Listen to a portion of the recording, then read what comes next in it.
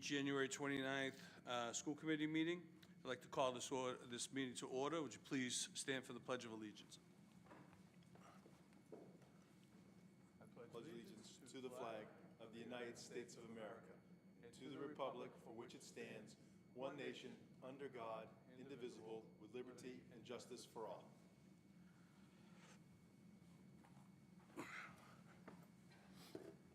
The mission of the Danvers Public Schools, creating a supportive environment where all learners thrive. This meeting is being broadcast on Danvers Community Access Television. Is there anyone recording this meeting? I hope not. Tonight's focus is our upcoming budget. And what do you have for us tonight? Let's take a look. Okay, just an introduction, and then we'll do presentations with each school and our technology and transportation departments. Great.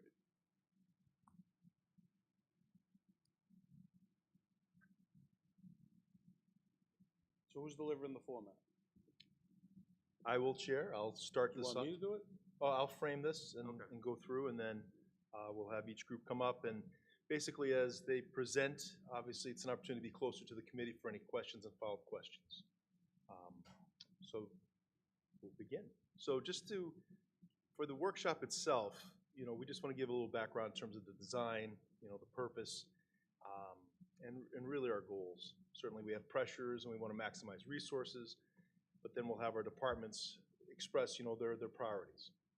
And then we'll talk about next steps and wrap up. And I want to be clear that tonight is not a bottom line, right? And we talked about this in our last school committee meeting where we want to lay everything out, and we know this is a process. By the time we get to the actual budget hearing in February, we should be able to pin this down to what our ask will be, and then knowing from there what we might prioritize initially, and then things we may move to years 2 and 3.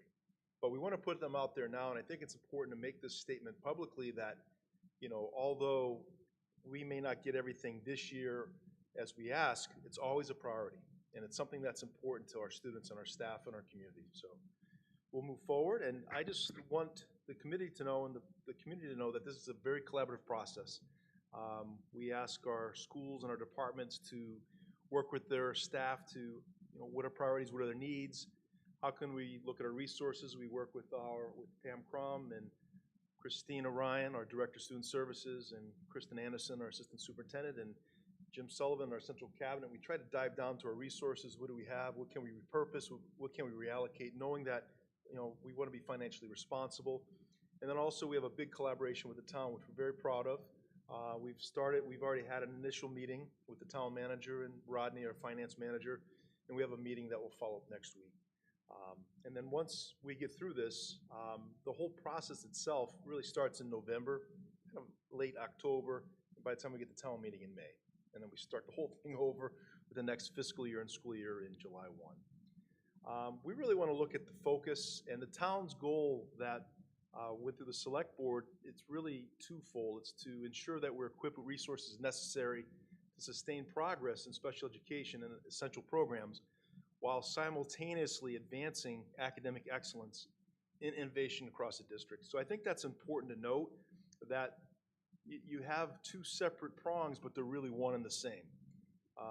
This is all about specialized programming and putting together programming that's good for all students, because we have student needs in different facets throughout our schools, but the goal is for academic excellence for all. So I think it's important that we move away from separate buckets and really put them together in one, which is our specialized programming. They're really high-quality educational services for the unique needs and complex needs of all of our students.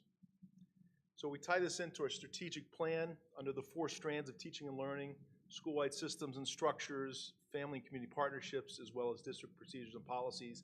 So we want to align to this as closely as possible, and you can particularly see the curriculum that we're looking to add.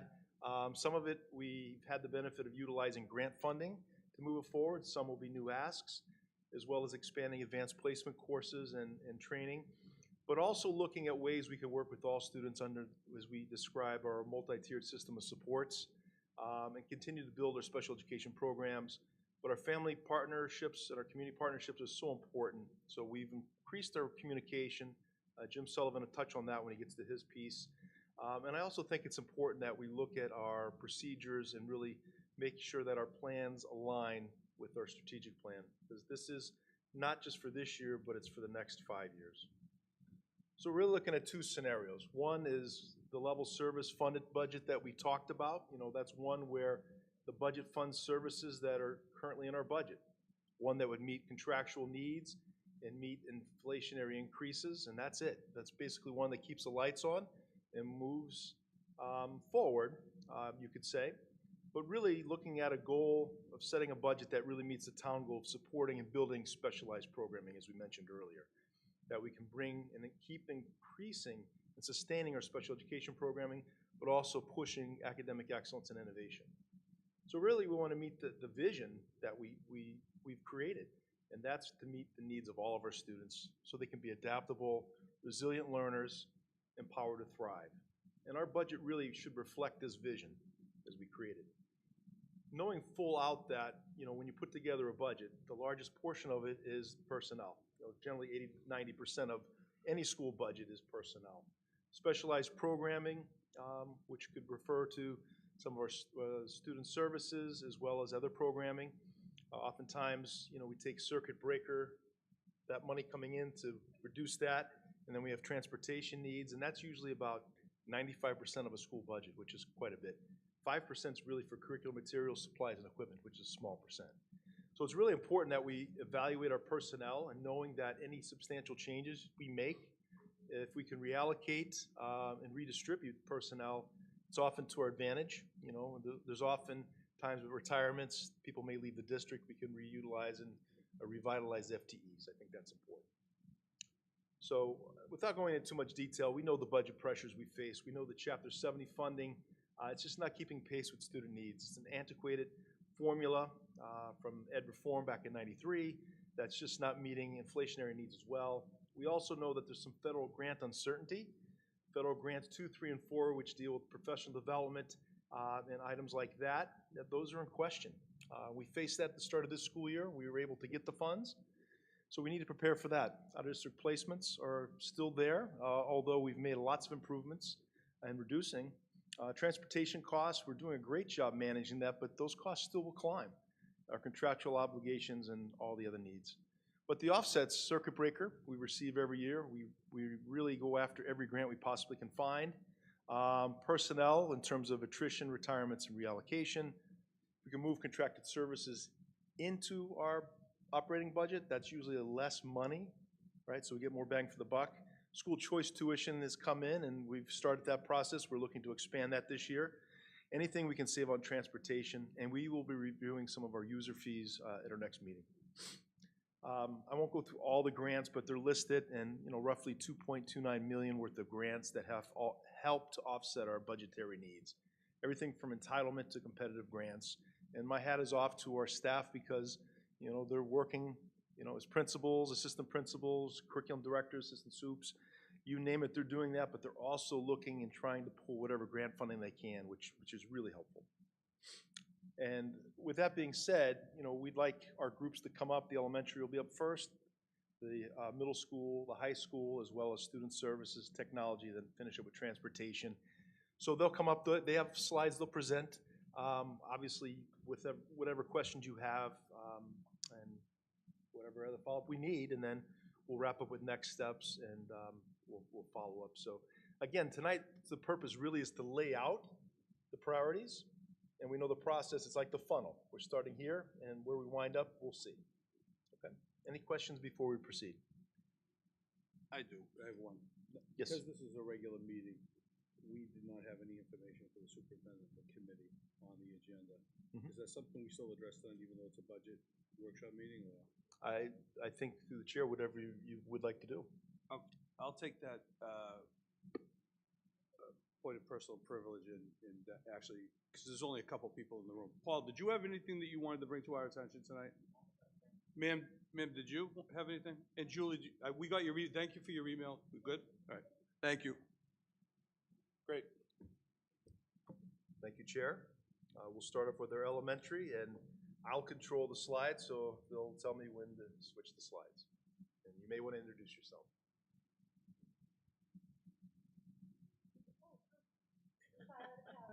Principal of Smith School. Fosternack, Elementary Curriculum Director. Mandy Murphy, principal at Great Oak. Brian Riley, principal at Thorpe. Sarah Fitzgerald, principal at Riverside. So thank you for having us. We wanted to start quickly with a few successes that we wanted to share. As you know, at the elementary level, we've been very focused on literacy and implementing lots of new things with literacy, and we have data from last year to show growth. We still have work we need to do with our MTSS system and our instruction of literacy, but we're continuing to build that year to year. In addition, we've partnered with DESE to provide additional tutoring for our first grade students through a grant program. And we're very excited to share that at the elementary level, we've had the same math curriculum for a very, very long time. And we're very excited and grateful to all the teachers and students who piloted curriculums this year. And we were able to purchase a new math curriculum that we will fully implement in the 2026-27 school year. And in addition, all of our work at the elementary level, we've had lots of conversations with our faculties around how all of our work and instruction actually supports the portrait of a graduate all the way through 12th grade. So our overall goal for our elementary budget, as you'll see in our priorities, is high quality instruction and learning and supporting every single student. So as we focus on our third year, entering next year, we'll be entering our third year of implementation of our ELA curriculum, focusing on high quality instruction and materials for that, and refining our MTSS system within our literacy, and also focusing on our first year of implementing the math curriculum. So next year will be a full year of implementing a new math curriculum, which we're very excited about. And what you'll hear from Brian and Sarah in a little bit is the specific positions that will help us to support and strengthen that high quality instruction and the materials to follow that. So overall, our goal is really to focus on increasing high quality instruction so that we can support every single student within our schools to meet and exceed grade level standards. So to that end, we have 5 major areas of requests that we're looking to talk to you about tonight. The first is not adding a reading teacher, but as the superintendent said, with some of the uncertainty in the entitlement grants, we're looking to move a position that's currently funded through a grant into the school budget, so we can ensure that long-term that position is not going anywhere. The next kind of new ask that we have is 5 lunch and recess monitors for each of the elementary schools. So currently, the way that lunch and recess is supervised, in addition to the principal, it's with instructional assistants. With the instructional assistants supporting lunch and recess, they're not available at that time to support in the classroom, whether it be general classroom needs or special education related needs. And it's a large portion of the day that we're looking at where instructional assistants are out of the classroom supporting students and watching lunch and recess. While important, what we want to do is really look at that instruction and that support in the classroom. We were able to add 1 lunch and recess monitor this year, which is a help, adding 5 more to ensure that we can cover all lunch and recess monitors while ensuring that our instructional assistants are supporting students in the classroom would be another major help. And then we're also asking for 5 assistant principals. Currently, the model of the elementary school is that we have assistants to the principals, and those are teachers or related service providers that primary job is to be teaching students or providing services to students, and as part of a stipend, help support the principal and the building through leadership activities. When we're looking at instructional leadership and supporting all students, whether it be socially and emotionally, behavior, or instructional leadership, we're looking for additional support. This will allow for more time observing and supporting curriculum needs, but also free the principal up to be an instructional leader and support all students, support the school improvement plan goals, and make sure that we're available more during the day for curriculum and instruction rather than kind of management of the day-to-day operation. So we've spent so much time focused on reading, and with the new math curriculum, we're asking for 5 math specialists to support that new curriculum, both the teachers and the students, helping to deliver some high-quality instruction focused on a smooth transition with the new curriculum. In addition, we would like to support the MTSS system within mathematics, and build that and grow that as well. Finally, we are asking for 5 digital literacy media specialists. Currently, we have 1 elementary librarian who oversees the 5 schools. In an effort to increase the high-quality education, we are looking for this position to help teach our students how to be critical thinkers in an online world and how to be positive digital citizens and responsible choice makers, learning to evaluate resources when they're researching, and teaching online safety as well.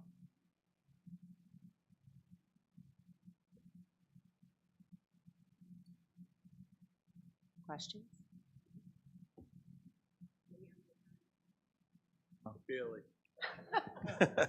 Hey, I have with the chair, may I ask a question? You certainly may. All right, fantastic. Thank you for not giving us a baseline budget request and putting everything out here. And I'm just doing some quick math, but I have a specific question about the instructional assistants and the assistant principals, and it's just a general question. When you have instructional assistants who are leaving their students to monitor lunch, does that also equate to, you know, additional events happening in the building, like you have a lack of resources and people coming in that way? Okay, so thank you for that. The second question, in regards to assistant principals, it's something I'm very aware of. In lieu of being able to get 5 specific assistant principals, is there another administrative role that could support it? Maybe something that's more budget friendly, as opposed to, doing the math in my head, I'm thinking $500K for 5 assistant principals. Maybe I'm wrong, maybe I'm inflating it, but more. Yeah, so is there another potential way to address it? Adding a body, eliminating the need of teachers coming out of the classroom with more administrative support in the principal's office as opposed to an assistant principal, would that be feasible? What would that look like? I mean, I think we could definitely have a discussion about what it looks like at each elementary school and what the model would look like. I think what we're saying is that we're not looking for like coaching or support. We're looking for an additional full-time administrator in the building that can take over if the principal's out or dealing with another situation. As you are well aware, our students' needs are ever evolving, right? And so this person would not only be there to support, you know, social emotional learning and behavior, but also be there to kind of help coach and support teachers in the classroom, support the curriculum team in implementation of the curriculum, in addition to allowing us to be more of that building-based leader, look with Julie, looking at the curriculum. What the final model would look like, yeah, I think that there's open discussion for that. But I think what we're looking for is another full-time administrator in each of the buildings, because it's a very busy day. There's a lot going on, and it would help, you know, support the unstructured areas as well as the instructional leadership. Okay. And one more clarification, because I come from the Boston Public Schools. The assistant principal is like the dean of discipline. I mean, can we be explicit, and is that what you're looking for, like someone to take care of that, or is it more of a broad? And anyone can speak. You all have different needs. I think there are so many times where if we are faced with a discipline situation, we are the sole person making those decisions. And to be able to go to a classroom teacher who's the assistant to the principal, we would not pull them out of the classroom to be able to guide us through that decision making. So in this situation, it would be someone to collaborate with in the moment, right there, right when it's happening, rather than pulling someone out of the classroom. There have been times where I have received emails from families saying, wait a second, our assistant to the principal is also my child's classroom teacher. How are they going to be able to teach and to do their other position? My response is always, the priority, number one, is the classroom teacher. So we're not pulling our assistant to the principals out of the classrooms.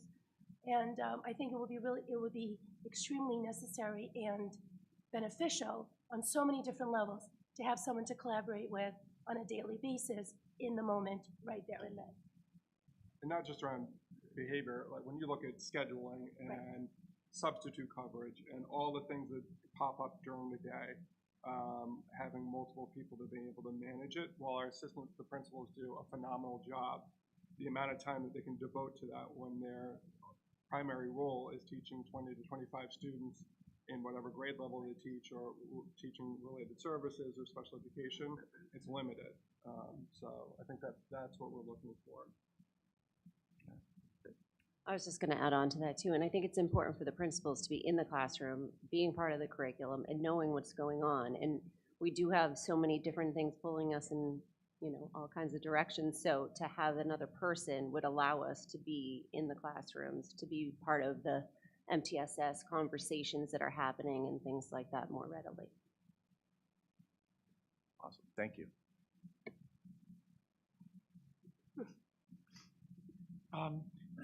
I guess just a couple of questions. One relating to the lunch monitor, so I understand.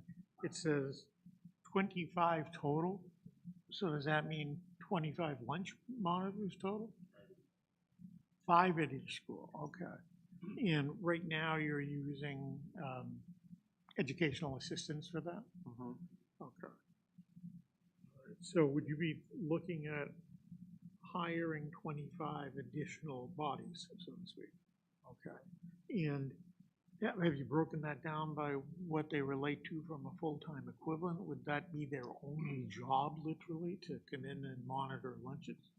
I think similar to the model that we have now, where we each have a lunch monitor that comes in from approximately 10:45 to 1 o'clock, and it covers that lunch block where all of the kids are eating. So similar to that, so it would be a part-time hourly position, I believe, right, Dr. Bauer? Yes, the exact model, and currently we, through Emily Cook, not in our budget, she's been able to provide lunch monitors, but they have to work in the lunchroom because it ties with, you know, their funding. So our IAs and BTs, when they not only monitor lunch, they're also monitoring recess, right? Because they're flip-flopping. So that's the number that you need, because you need a number in the CAF, but you also need those outside as well. So that kind of compounds and doubles the need. But, you know, they've been great. Certainly they're hourly, and there's not, you know, they're not full benefit or anything of that nature. Sure. But, so you're probably looking for, because I think the minimum you can bring someone in for is 3 hours. So if you said 75 hours a day, right? I mean, 25 people, 3 hours a day. All right, times 5 days a week. I'm not going to ask you to put a number on it, but I just wanted to get a sense of the scope of it. And if I may too, you know, a lot of this has been evolving because one move relates to the next move, right? And certainly our number one goal is always safety of our school, and we certainly know that we have increased needs. When I came into the district, it's a struggle because, you know, our students that need the most, their aides they need to be in lunch and they need to be at the recess because those are the most volume with most kids. But we really need to work with Emily Cook as well, because if we can absorb maybe a few lunch monitors under this, it might be actually less. So we'll be happy to come back with more of an amount on that for that, because really for us in a lot of ways it would have to be somebody that could cover the recess, and that would not fall under Emily. I'm not going to try and push dollars too much at this meeting because we just want to get a sense of what you're looking for rather than trying to already talk dollars and throw water on the hot coals, so to speak. So I think we can talk about needs most.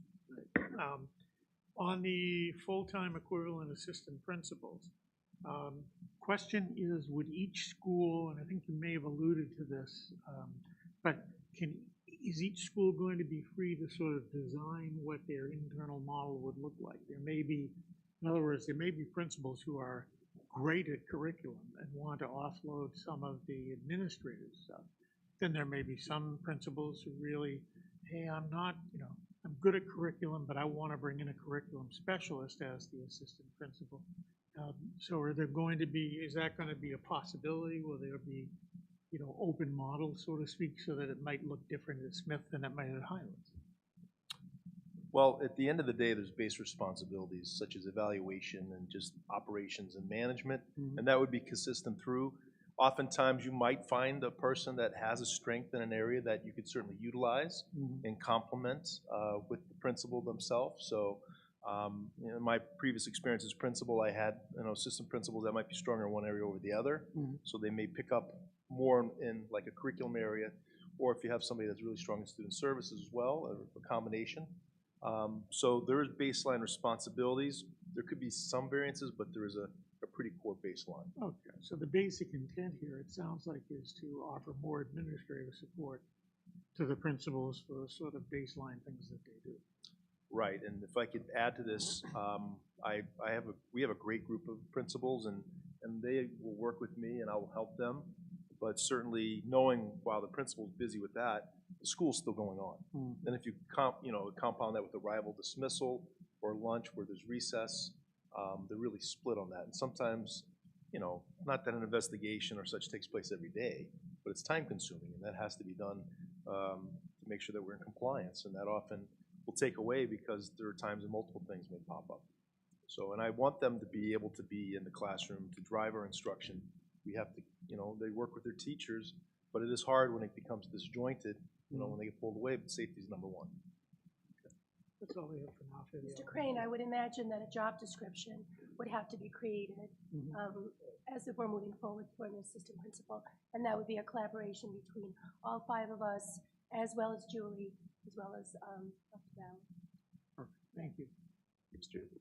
So I think for those assistant principals, I totally see the value in that. I even what Ms. Powers said, like to have a thinking partner, so to speak, right? And some of you can bounce things back and forth with.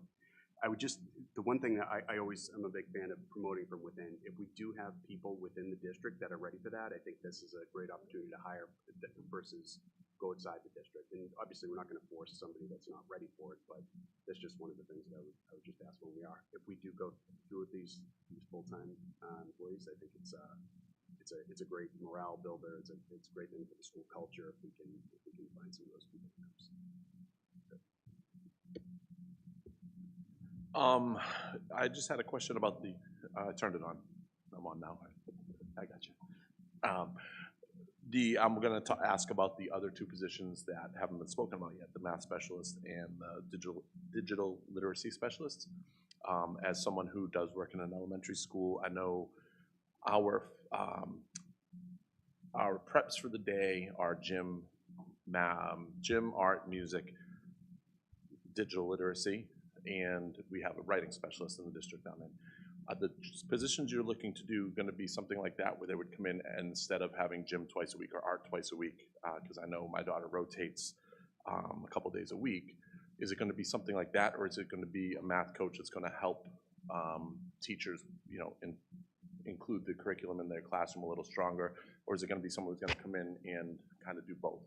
And that goes for both of those positions because, like I said, in the district I'm in, those are used as specialists, and they come into every classroom. Great question. So in terms of the math specialist, what we're hoping for is part of our building our MTSS system around literacy is really quite dependent upon our reading specialists at each building. So they really lead that work.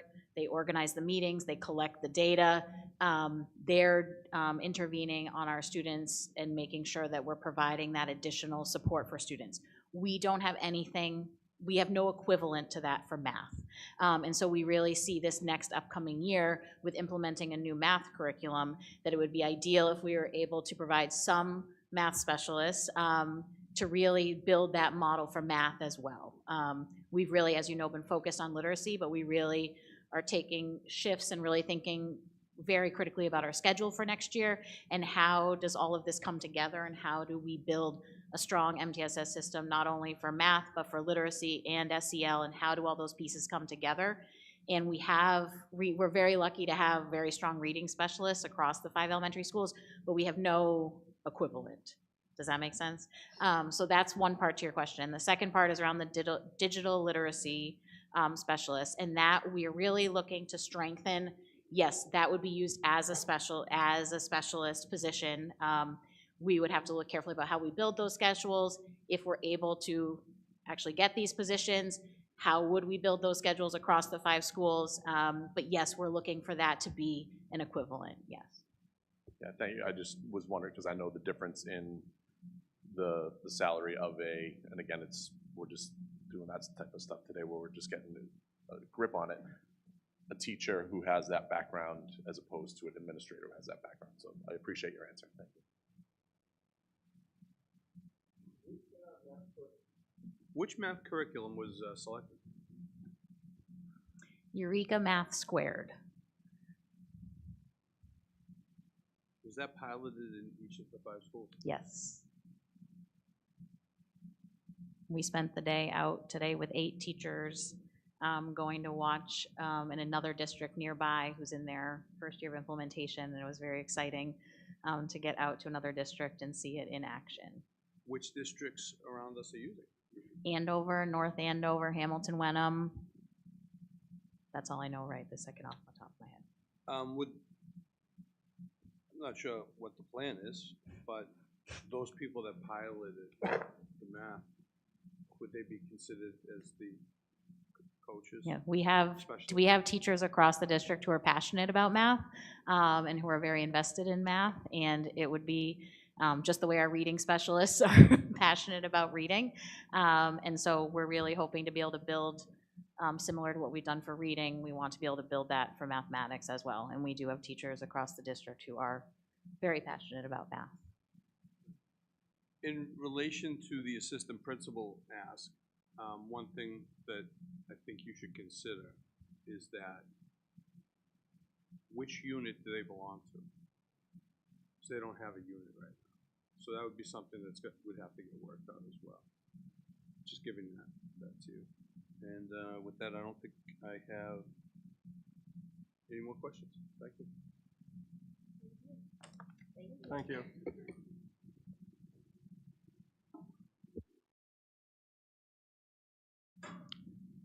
Thank you very much. All right, we're going to move on to Holton Richmond.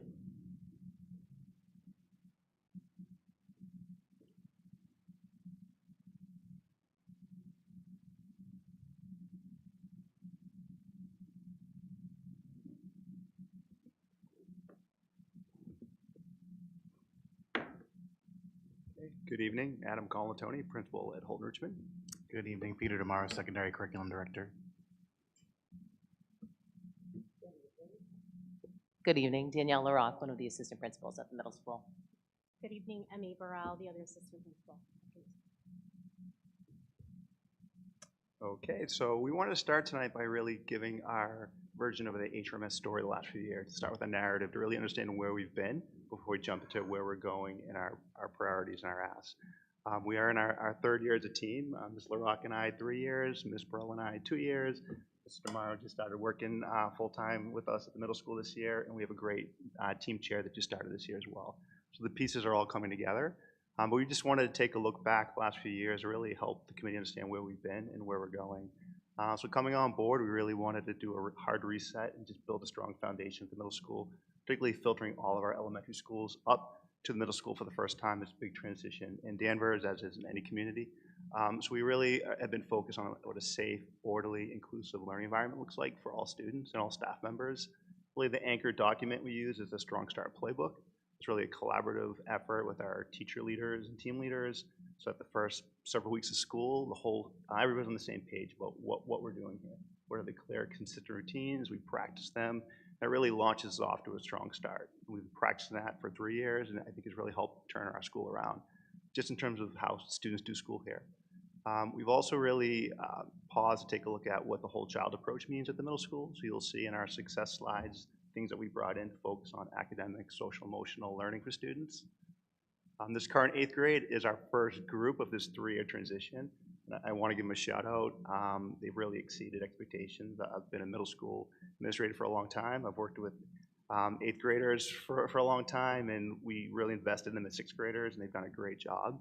As with any 8th grade group, they have their challenges, but they really have done a great job leading by example, modeling for the younger students, and we're really proud of where they're at, and they're really going to leave their mark as they transition out of here in a few months. And then lastly, the last few years, we've really invested time in reviewing our curriculum across all content areas, and it's been kind of a staggered approach, but really want to commit to make sure that we're bringing high quality materials and really thinking about what learning looks like for students. in 2025 in the classroom. So our vision is really building on all of that. You know, we want that foundation period that we've had the last few years really build on being a truly student-centered school community, not losing sight of how we balance the academic, social, emotional needs of students. It's always a little tug of war with time of how we bring in those needs for middle school students, but we're really committed to that process. Really, you'll see some of our slides, really committed to authentic opportunities for what student voice, engagement, and leadership looks like at the middle school. I think that's critical for students to feel like they have a say in their school community. This year, we really have started to have more conversations with our faculty and staff about what leadership roles look like amongst our teachers to help move our work forward. We've had an exciting opportunity with Mr. Morrow in the high school to think about aligning career pathways with Danvers High School. We had a really exciting experience earlier this year right in this room with Danvers High and our 8th graders around Project Lead the Way that you'll see an image of. And we're talking a lot with our faculty about what does a portrait of a graduate look like at the middle school on like their last stop up to the high school. And then really a lot of reflection the last few years around how do we bring our families and community into the middle school. It's really that first big transition where families start to lose a little track of what's happening. So we're looking at ways to revise our events, our opportunities. A big highlight for us will be March 10th this spring. We've really revised our 5th grade orientation. It's gonna be tough to follow the high school's lead with their open house, but we're gonna have an interactive night here for students and families to learn more about middle school life here at Holt Richmond. And the other highlight is we partnered with the YMCA to have an on-site teen center here at the middle school Monday to Thursday. That, you know, it's in its early stages, but it's been a great addition for us. So where have we seen success? First off, our students are coming to school. When we started a few years ago as a team, our first commitment was let's make sure our students are here. That's the first indicator of success. So our chronic absenteeism rates have continued to improve each year. In our accountability data last year, we were awarded all points that you could earn from the state for your chronic absenteeism. Our students feel connected and supported here at Holt Richmond. Just recently, we did a trusted adult survey where students were asked to identify a member of our faculty that's their go-to person. And over 90% of our students identified not just one, but a backup person. And the few that didn't were actively trying to learn their situations and how to support them. One of our several mental health initiatives is that we're in our 3rd year of rolling out a signs of suicide screening in the 8th grade, where our social workers will meet. They're actually going to be doing that next week. We'll meet with 8th graders to do some education and awareness, and also a brief screening with parental consent. You know, just kind of see where students' heads are at. Really important to us are students taking on leadership roles and feeling included at the school. In this room, again, we do monthly community meetings with each grade level that our assistant principals run. They do a fantastic job getting our students up in front of their peers to lead kind of passion projects or presentations. We recognize students of the month, students recognize staff of the month and staff shout outs. And then really proud this year that we added Best Buddies to Holt Richmond as a formal chapter. We're really excited about what we're seeing in classrooms this year through the hard work of our teachers and their professional development and some of the new programs we've brought on, just around authentic learning, student engagement, hands-on learning. And then we've really put a lot of time and effort into meeting all the needs of all learners. We're in year 2 of a win block in 6th grade, and our 6th grade staff has done a really great job learning how to group students in really timely ways to target their needs. And then this past year, we were really fortunate enough to add a full-time reading interventionist to pair with the math interventionist to really scale it up to 7th and 8th grade. In year to date, we've had many 7th and 8th graders go through quick cycles of support to kind of diagnose where they're at with their learning. So these are just a few images, went a little off script, but I thought it was important to bring some pictures to life for you. In science, we're in year 1 of Open SciEd. Many communities in the state are using this as their new science program that really focuses on putting students in the driver's seat. So what you see there is called the Scientist Circle, and it's really students discussing whatever the investigation is, and the teacher just facilitating the conversation. So Peter and I have been into a lot of classrooms to see those, and it's been really neat to see the dialogue. In the middle is an example of a student-led Veterans Day assembly. We put our students in charge of the whole event, and they MC it and welcome a guest speaker from the community who's a veteran. The 5th, any calendar day that ends in a 5, we do Hawks High Fives, where teachers nominate students to do the right thing. So they'll get called over the intercom, and they come running down to get their sticker, and they love reading the notes.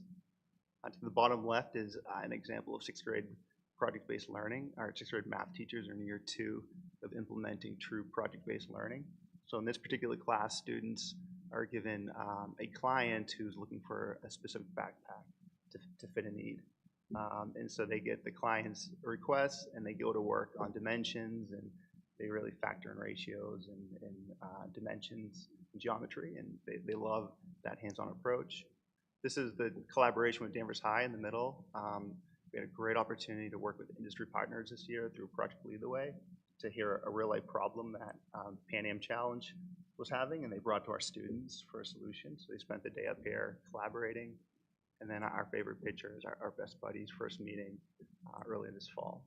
So these just bring to life things that we feel are just a few of our successes.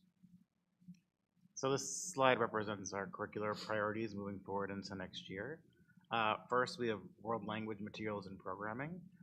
Over the past, I would say 7 or 8 years, the world language teachers at the middle school and high school have been on a journey towards proficiency-based learning experiences in world language to ensure that students are immersed in the language that they're learning and have authentic resources to learn the language through. As I onboarded this year and talked with members of the world language department, it is definitely a priority to make sure that we have consistent and high quality materials for them to be using to support world language instruction in grades 6 to 8 to ensure consistency and vertical alignment. And this will only then support students as they move on with their world language instruction as they move in as freshmen at Danvers High School.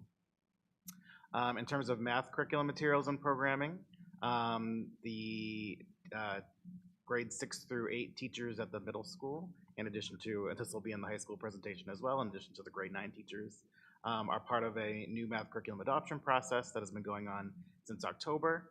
So this has been a facilitated process for them to create a vision around what high quality mathematics instruction looks like in Danvers.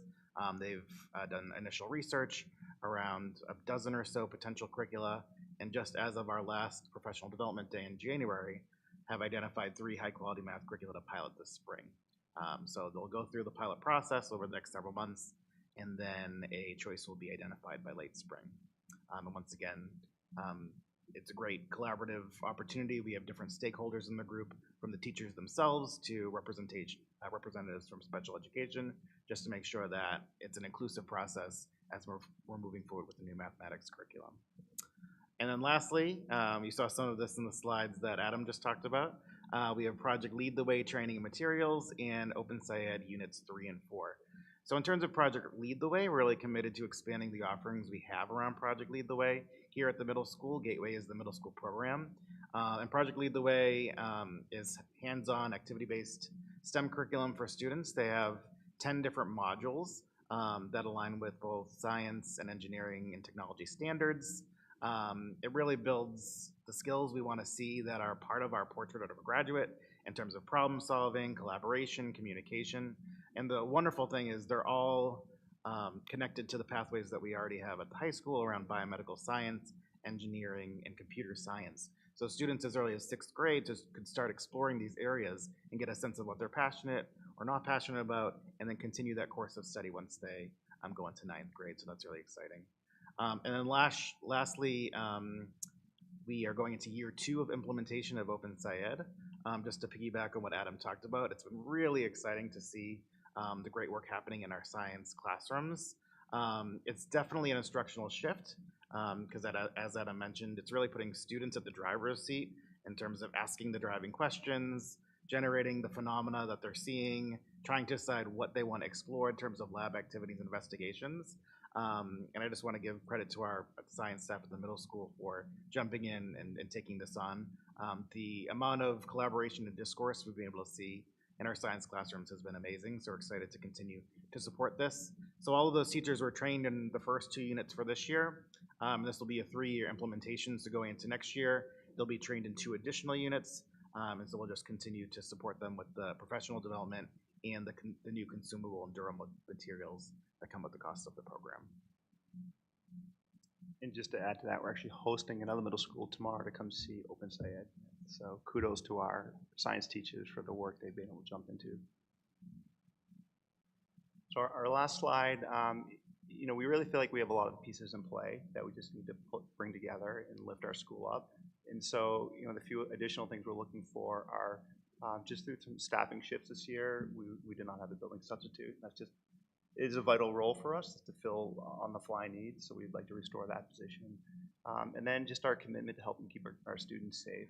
We implemented vape detectors on our 3rd floor in the building in all the student bathrooms, and those have been a great deterrent, and it's part of just one way we're trying to educate students, but also deter just unhealthy habits. So we'd like to be able to implement that across the school into small bathrooms, particularly a few of the singleton bathrooms that there's less access to.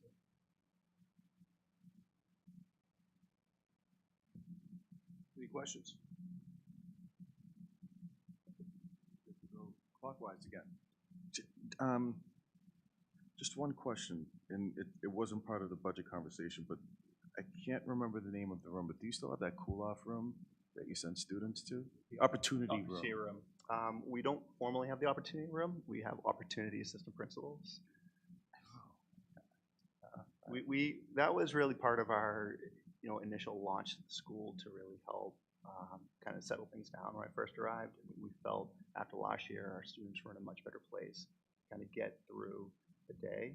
And really our focus now is to meet students where they're at so they're not out of class. So oftentimes we'll get a call up to the classroom, check in with the student, to kind of see what the needs are. But if we do need to spend a little extra time with students, our assistant principals and social workers and counselors all kind of team up on that. Okay, that was my only question. Thank you.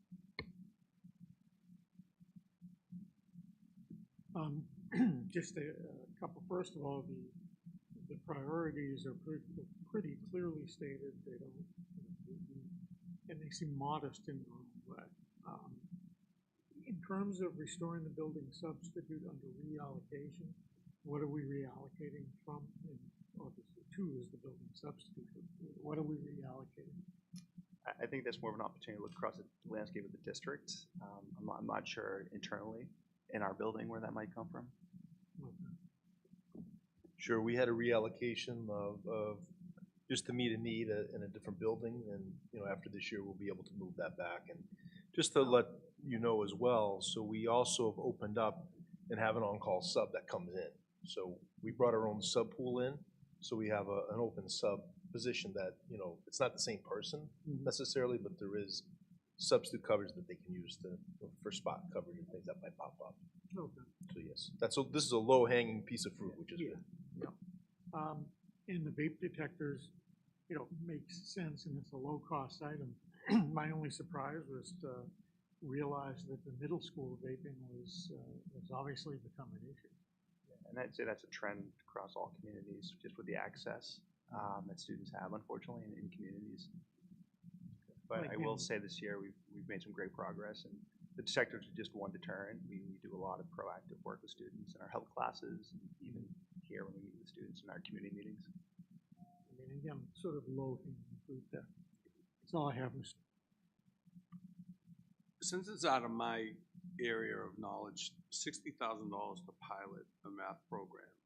Is that for materials and stipends for doing the curricular work, or? That's just for the new materials. Just for new, they don't give them to us to say, here, try them out, and Oh, yeah, for this spring, yes. Okay. But moving forward with whatever we go with, we're just allocating the budget, knowing we're going to be purchasing new curriculum. Appreciate that. Yeah. Thank you. I'm done. Thank you. Could I, through the chair, I just want to highlight the recurring theme. We're really looking hard to vertically align our schools, and if you see the theme, particularly with the world language, because we're establishing the seal of biliteracy at the high school and working with our world language department, that's specializing that need. And certainly Project Lead the Way, you've heard that at the high school, we have that. So we really need to dig down deep into our middle school so students can see the pathways that'll be in front of them. And I think that's been the missing link. And that's a big piece in re-imaging our district. So those are really important items, and hats off to the math department as well and the work that's been done, because that is an area that you can see with our performance. Hopefully this shift will improve student achievement. Thank you, guys.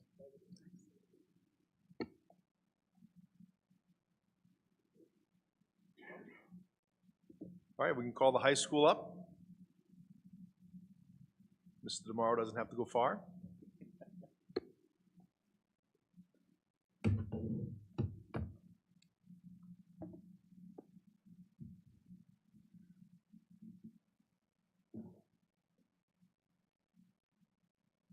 I know, 8 minutes. I know that. Good evening. First of all, I want to say that, the high school is really the funnel, and everything that happens at the high school cannot happen if we don't have excellence at the primary school and the middle school. So I want to thank our primary school principals, our middle school administrators, special education, transportation, technology, all of that funnels into the high school. We're in a little different place in terms of what we need to ensure that our students can do when they leave. I'm going to continue to reiterate that the class of 2030, which is the class of freshmen that are coming in, we have no idea what their jobs are going to look like when they graduate high school, let alone when they graduate college. So we have to think a little differently.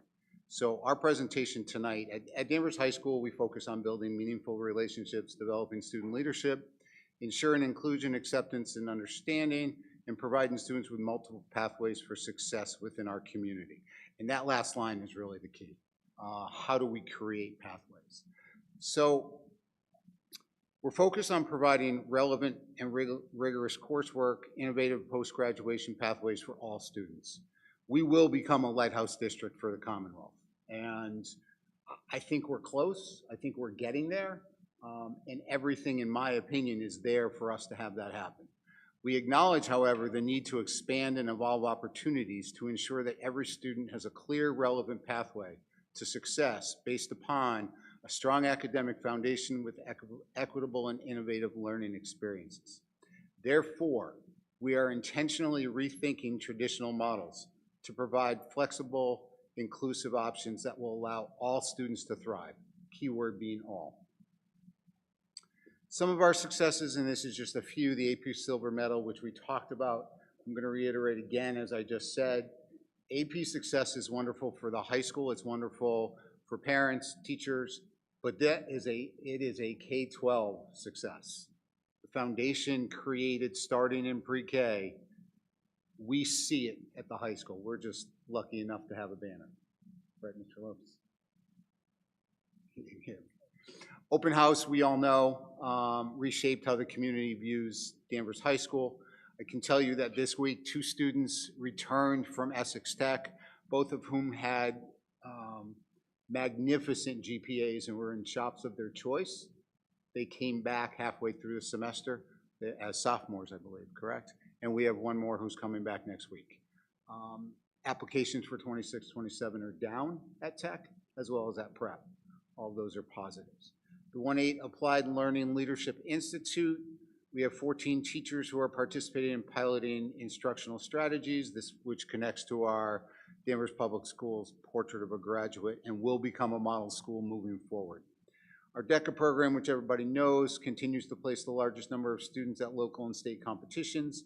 This year, 208 students qualified for local competition, and incredibly 130 qualified for states in March. Our fine and visual arts continue to grow in numbers and student success. SELA by Literacy, which Superintendent Bauer just talked about, which is recognition for students who have attained high proficiency in English and 1 or more additional languages. We currently have 6 honor societies. We added 1 this year. There will be more coming. Most schools have 4. We're going to be at 7 by the beginning of next year. Our leadership program and community block, which are providing multiple opportunities for students to connect with adults and peers. Mental health programming continues to be a focus as we prioritize social and emotional learning and support services. And our RISE program is making an impact on the students enrolled and is a model for future programs. So, Danvers High School 2026 and beyond. We are expanding our AP offerings for next year. We will have 26 advanced placement courses for grades 9 through 12. It's important to understand we will now be offering them for freshmen. We are the only school on the North Shore that will have 26. We are adding courses in AP African American Studies, AP Research, which is part of the AP Diploma, AP Business, and AP Physics C. The AP Diploma, which you've all heard about, we were the only one in the area who will be offering the AP Diploma, will be awarded beginning in, actually that should say the spring of 2027, correct. The first part of that has already started this year with AP Seminar. We're looking to begin a work-study program. Students will work during the day and attend Danvers High School in the late afternoon and evening to complete their high school diploma. This will be designed to prevent dropouts and provide a structured pathway to workforce success. We have not had this in the past. We are looking forward to implementing this beginning in September of 2026. The ACE program, which stands for Accountability, Connection, and Empowerment, is targeted support for students who are struggling to successfully navigate a typical high school setting, and without targeted interventions could be headed for extended evals. We all know the cost of extended evaluation somewhere begins at around $50,000. It is our belief that this is going to help limit those, therefore being a cost savings for the district. Our early college program, we will continue to work with North Shore Community College. Currently 14 students are receiving college credit. Remember, that's not AP students, and those credits will be transferable. The EMT certification pathway, we're looking at 27, 28. Students will sit for the EMT certification exam upon turning 18 and will be provided a job should they pass it. It will happen during the school day, so we are excited by that. The one that's created some real buzz at the high school is the early childhood pathway. We are looking in 2027, 2028 to establish an on-site daycare facility serving district staff and potentially town employees, which will also bring in additional funding. So it will provide daycare for our staff across the district at a much lower rate than they are currently paying now. My daughter, I know how much she pays. Students, however, everything's about our students. So students will enroll in a structured early childhood pathway, coursework to include child development, child psychology, art, music, special education, other related fields. Students will earn multiple industry recognized certifications. And then we are working, Superintendent Bauer and Peter and I are working on an associate's degree pathway for 2020, 2027, 2028. It will be one or two pathways. It will not be, I don't want anyone thinking it's 4 or 5. Students will begin college coursework in the second semester of their freshman year. Dual enrollment credits will accumulate towards an associate degree, and the degrees will be aligned with and transferable to Massachusetts colleges. Part of this work also includes beginning in this coming September, we will be adding a freshman seminar course to begin to prepare our students for what college is like, but also to prepare our students for what careers are going to be like. We're starting at the freshman year rather than doing it in the senior year. And then Chapter 74, DESE approved pathways. With the amazing work of Sue Donatel, she and I have been working on looking at bringing in medical assisting, criminal justice, and cybersecurity. So that's the next 2 years at the high school. So jumping off what Mr. Stosh just summarized, we wanted to talk about the immediate priorities moving forward into just next year. I know we presented a lot of our long-term vision. This is what's up for the next school year, 26-27. So we have an after-school work study program we're hoping to support for next year, and this is to ensure opportunities met for all students and to prevent our dropout rate. This would be for students struggling in a typical day program and are in danger of dropping out. Students would do a work study during the day and then attend DHS after school to receive their high school diploma. So we would need staff, either teachers in the building to be stipended to support this after school and someone to supervise this work with the students. We're also hoping to add a pathways director. From the previous slides, you can see there are a lot of pathways we're hoping to add, a lot of options and opportunities, and other districts, in order to oversee and organize that and have a point person, there is a pathways director. This would be repurposing current full-time positions into a current teaching position to have this be a part of their assignment to be a liaison between the work with students and administration to ensure that students are supported in this work as they're choosing what endeavors they would like to pursue. And then the ACE program, Accountability, Connection, Empowerment. This would be the new behavior program to support both regular and special ed students who have demonstrated academic, social, or behavioral challenges within their classrooms. This would include a staff of a regular education teacher, special education teacher, instructional assistant, social worker, and assistant principal as a point person to oversee the program. That does not mean we're looking to add an associate, an assistant principal. This is really reallocating staff and all of that. Although we would need, the way we figure it, an additional 0.6 staff member. Additionally, in terms of curriculum updates, we have a new text adoption at the grade 9 level. Going back to that vertical alignment piece, this is a shift after middle school, grade 6 to 8 adopted the fish-take learning curriculum for this year. So grade 9 is adopting a new text as a result of that, and also to update existing texts that students have as part of their coursework in grades 9 through 12. Not to be too redundant, but as I mentioned earlier, the grade 9 teachers are also part of the new mathematics curriculum adoption process, and so that would be for the content areas of algebra and geometry.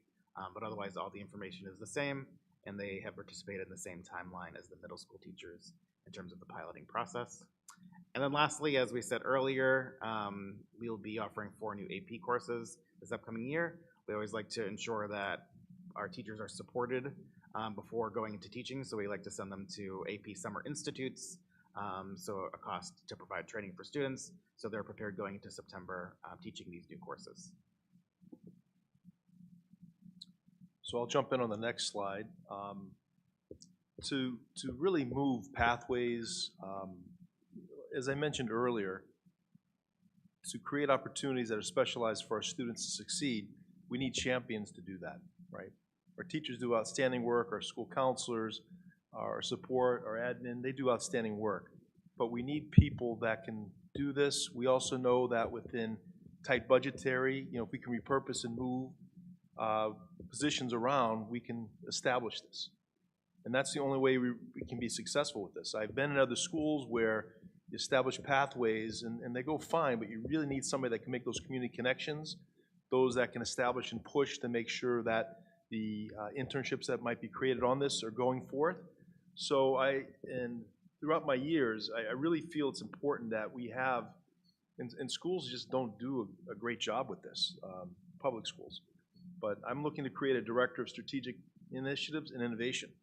And this would really just be a switch. I have a stipend that I can move that's non-DTA and really see this position with an administrator, not hiring a new person, and really giving additional responsibilities to see the position and to see it grow. And this person would oversee the pathway director and really kind of tie in all the associate's degree and all these things that we need to move forward. And somebody that can partner with myself, partner with the assistant superintendent, partner with the curriculum director and the team, and with the teachers as well. I think this is something that would really set us apart and somebody that can really prioritize this work. Secondly, we are shifting the lead teacher model at the middle and the high school to secondary department chairs. And this really isn't going to cost us any money, but it's really reimagining the lead teacher role and creating opportunities where they can certainly move the curriculum, strive to improve student achievement, and really dig in deep and work with our teachers. Essentially, our lead teacher role is there, but it's then just removing one class out of their load. We can do that. We have room to, and would not impact our ability to offer courses. And we're going to do this at the high school and middle school. We reached an MOU with the union on this. And this is something that I think will really provide team for the middle school principal, the high school principal, and the administrative teams that they can really dig in and do the work. When you're a lead teacher, you're teaching a full load, and it's really hard to, there's time outside and before and after school, but it's challenging. So we're really looking to change this without adding anything really more to the budget to put more leadership. We believe in distributive leadership, and we have some great teachers that can drive this. So sorry for taking over my allotted time, but I wanted to present this because we've collaboratively thought about things that can push our district forward. Questions? Anyone but Gabe? Mr. Chair? Let's mix it up. Okay, I'll go first. So thank you. This was great. So it's good to see all the great programs that you guys have going on and moving forward, and with your 2026 and beyond slide. I thought that was great to see that. One of the questions that I had on your budget ask was the after-school work study program. Is that something that we're currently doing and we're just looking No. at, no, this is a No. brand new, okay. Right. So what we're trying to do is, when we look at our 26 and beyond, and we talk about what Superintendent Bauer is talking about when he talks about specialized education, we've done a really good job with AP. We've done a really good job with DECA. We've done a really good job. Where we haven't spent some of our dollars is on our kids who are really just not making it. And we don't want them dropping out. We know the cost for a student who drops out, what the generational cost is. So we want to provide, and part of what I didn't explain was part of the Pathways Director and the supervisor's job for this will be to help provide jobs for them. So it will be getting them jobs, ensuring that they're attending their jobs, coming to the high school after school to then get their high school diploma. We want them to leave high school with a diploma. It doesn't have to look the same for everybody. And it's, you know, I equate all of what we're talking about to Schindler's List and Oscar Schindler when he said I could have saved 4 more. There are kids that we can't let fall through the cracks. This is low cost for what it's going to bring us. Yeah, no, that's great. I love it.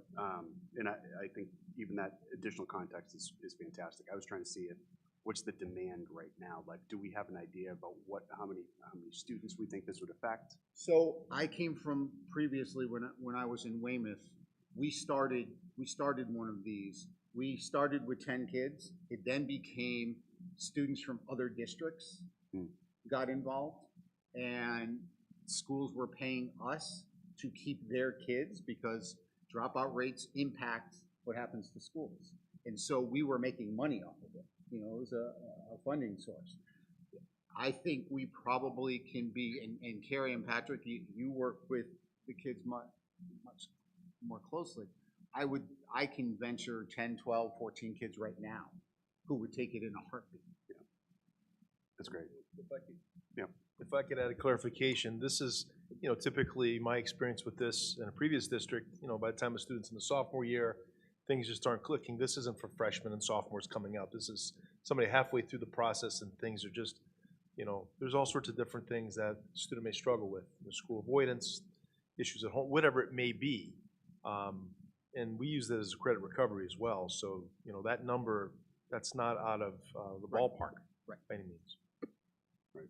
Great, thank you. And then Before you go on, since we're on this topic, sure, absolutely. the interest from staff to be a part of this. We haven't asked, we presented it to the staff and they were very positive about it. It wouldn't be hard. There's been some informal interest expressed after it was presented. Thank you. Yeah. And it's not, just so you know, you asked the question, so it wouldn't be that a teacher needs to be there every day. So the way it would work is Monday would be social studies, Tuesday would be ELA, Wednesday would be science, Thursday would be math. Friday would be catch up with the supervisor kind of thing. Yep. And there's actually been interest in some people, what's the supervisor role? So if we can keep our own teachers involved, that's a win as well, because they know our kids. Thank you. Yeah, that's great. And then the other thing is, and I think you've done a tremendous job, you and the team have done a tremendous job with the AP courses. I think it's outstanding. Like 26, you said the most on the North Shore.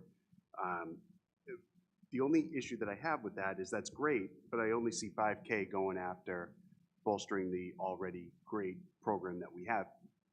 That 5K is really to train the 4 new teachers for the 4 new courses. Teachers are trained they go back for training.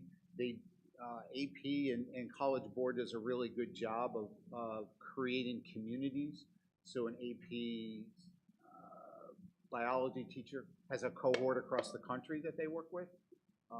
AP resources are readily available. We do send a number of teachers out to AP reading, so they become a reader, so that helps them in terms of understanding what's needed. So it's not that we are shortchanging, this is specifically, in order to be an AP teacher, You have to have a syllabus approved and you have to be trained. Mhm. And so this is that training that they need. The advantage now is that training can happen online. It used to only be at St. John's in Vermont and other places, but now people have families and AP has gotten smart, and so there's online training, which is cheaper for us, so that's why that money is there. That's great, and I think, let me just be direct about it. I would support, if you wanted to think creatively and think outside the box, I would support it, and I bet that there would be other members up here that would support putting more money towards bolstering the AP program, because I think that we should go with the momentum that we have, and let's continue to develop these kids that are on the path of greatness, right? So let's continue to throw some money at it. Great. So, thank you. I'm done. Yeah, I find this both inspired and inspiring. Everything that that you're talking about doing is so exciting and builds on the success we already have. It feels like we could have such an innovative program here in a relatively short time, serving students in Danvers in a very different way. So very exciting. I did want to talk a little bit about the ACE program. And do you see that as being a self-contained program for the students with behavioral issues? Or what would it really look like in a concrete kind of way, if you can explain? So I know Christina's going to talk a little bit about it, or is willing to talk about it, but this is not just for special education students. Sure. And I think it's important to understand a number of our general education students are even more lost and are struggling with regulation and don't have special education support. We need to provide those supports. And the cost of this program versus the cost of extended evals and anything else it's a no-brainer for us. So no, it's not going to be completely self-contained. But again, this will be fluid in terms of how it works for some students, similar to the RISE program. Some of those students are more self-contained. Some of them are out in the classrooms 2 or 3 periods. I think the difference for us is that we're really looking at bringing in a social worker assigned to that program, bringing in one of the APs to oversee the program, so there's continued relationships. It hasn't fully been mapped out yet, but I think the cost, that savings, and the savings for kids, again, potentially dropping out, potentially saying, no, this isn't the right place for me. If this isn't the right place, then we're doing something wrong, is the approach I take. Here. All set. Good. I just have one comment. Oh, I'm sorry. Are you ready? Are you ready? No, thank you for your presentation. I mean, like everyone else said, I thought it was well laid out, and I really liked the initiative. I mean, Josh leaned on the advanced placement part. I'd really like to talk about the kids in the middle, that bubble, because that's where you can get the most significant impact with some additional investment. The kids that are excelling, we can get an incremental, and it looks like the investment's there. And then we have the special education cohort, like you mentioned, that has their dedicated staff. Is there anything else that's top of mind for that middle group? So the associate's degree is all for our middle road students, so it's not AP students. Yep. It's, we were very intentional. Intentionality is very important to me. It was important that when we present to you, and I got to give Carrie and Patrick and Peter and Sue Donatel, we as a team really work to be intentional in every group of students. And so the associate's degree not only helps students, but it helps families. And we're talking about middle of the road, C+ students, B students, our multi-language learners who might not have thought about college because they thought it would be too expensive, but if they get an associate's degree for free out of high school. So yes, we're looking at all of that. We will continue to build that. Superintendent Bauer kind of slowed me down to not give you where we're going after this, because I think there's a lot here. But we are continuing to look at all of the groups of students within our building. Okay, thank you. Appreciate that. Can I add to that? It's a huge point, because that is the feedback in the entry hearing, what about the student in the middle? And that's common. What is the relevance? The pathways as well. That's a huge hook for students, because they're trying to figure out, and that's why the middle school, we have to tune in. So by the time they're headed to the high school, they have an idea of what area they might want to pursue. The EMT cert is awesome, but also the medical piece, and just in general, the pathways, that will strike interest in students. And that, to me, sets a difference. And we know if one student takes an advanced type of course in an area they like, the success and graduation, the stats are there, the research is there. So I think that's that's a huge question, because I think we want to encompass everything. That's why we kind of got away from just saying that program and that program, and we're saying all specialized programming. So thank you for bringing that up. I'm good. Thank you. Thank you. All right, thank you very much. Could I have our student service team come up, please?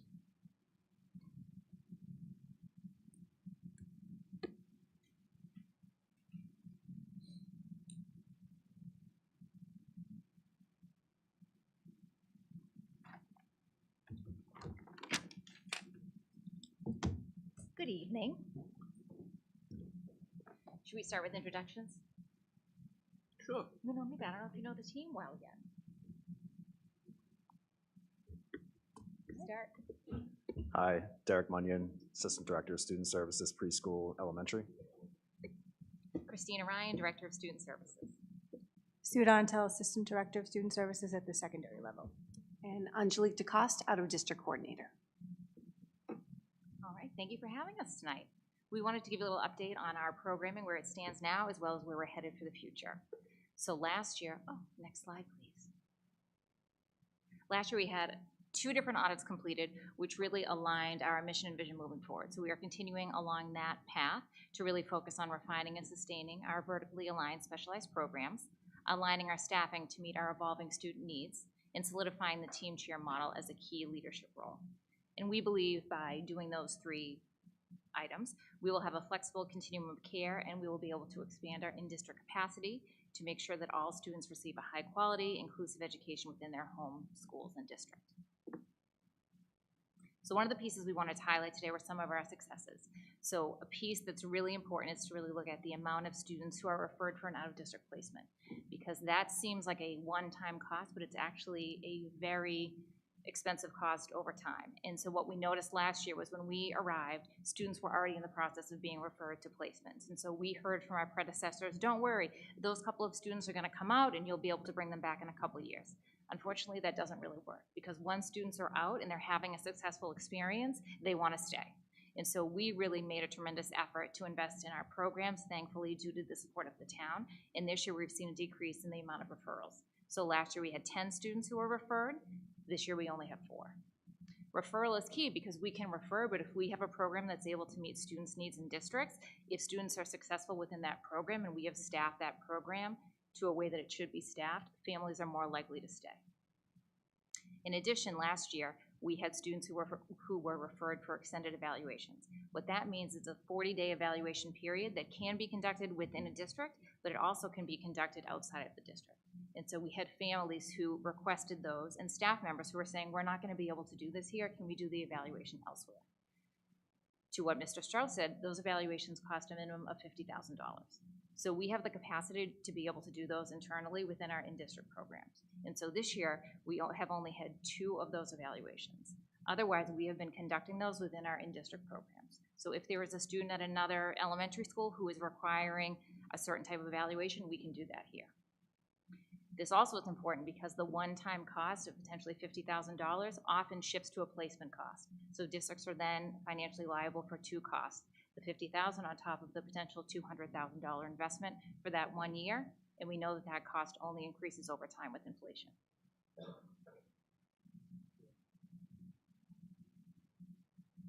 I don't mean me to jump in the middle. Please, go ahead. I mean, one, incredible, because we, as a committee, made a commitment to doing this funding, but if I'm not mistaken, you've already saved the district on the first slide over $1 million. Thank you.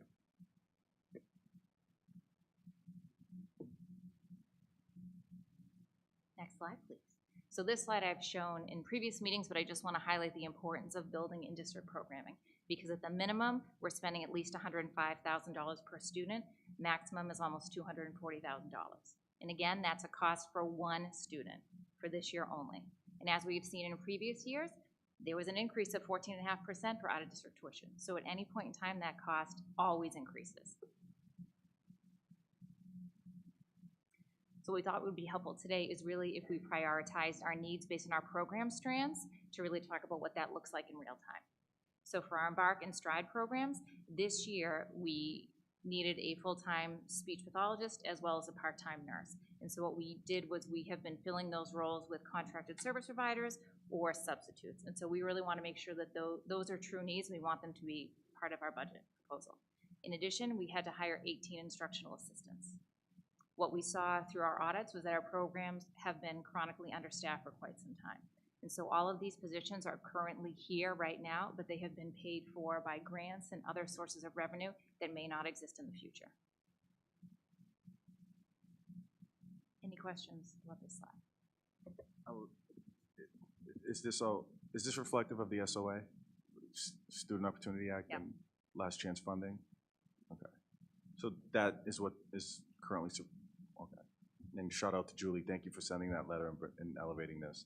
I guess the question is, how do we, if this is already funded via the SOA, do we have to put it in our budget to ensure that we continue to get state aid from it? Just if someone can help me understand that process, because it seems like it will continue to be funded if we ask for it and maintain it. Are you asking in terms of the instructional assistance? Yes.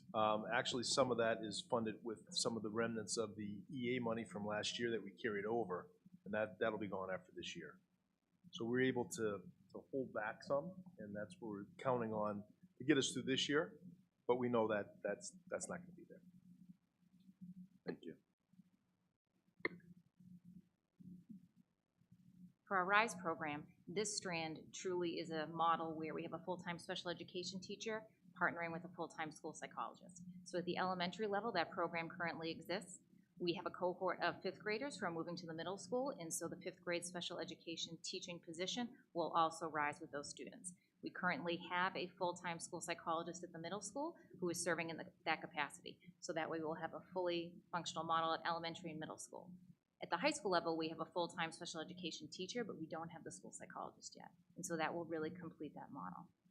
In addition, at the elementary level, we have been using contracted services to fund our behavioral support, and we want to make sure that that is part of our budget.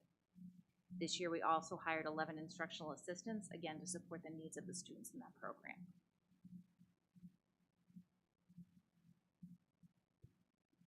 Our SOAR program currently is in grade 6 at the middle school. We have a 5th grade cohort who's going to be rising to the middle school, and that teaching position will follow those students to make sure that we have an elementary and middle school cohort. In addition, we are asking for 2 team chairs because this year we have been cited by DESE for non-compliance, and that's a huge concern because when we have people who are operating in 2 roles, we make mistakes, and mistakes cost out-of-district placements. And so in full transparency, we have had parents complain. We have also had to submit reports to DESE, which are outlining that we are non-compliant, and this is something that we have to address.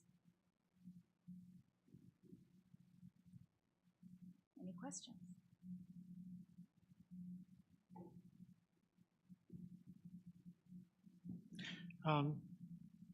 Thank you for the presentation. It's great to see the cost savings, as Josh pointed out, in terms of the evaluations.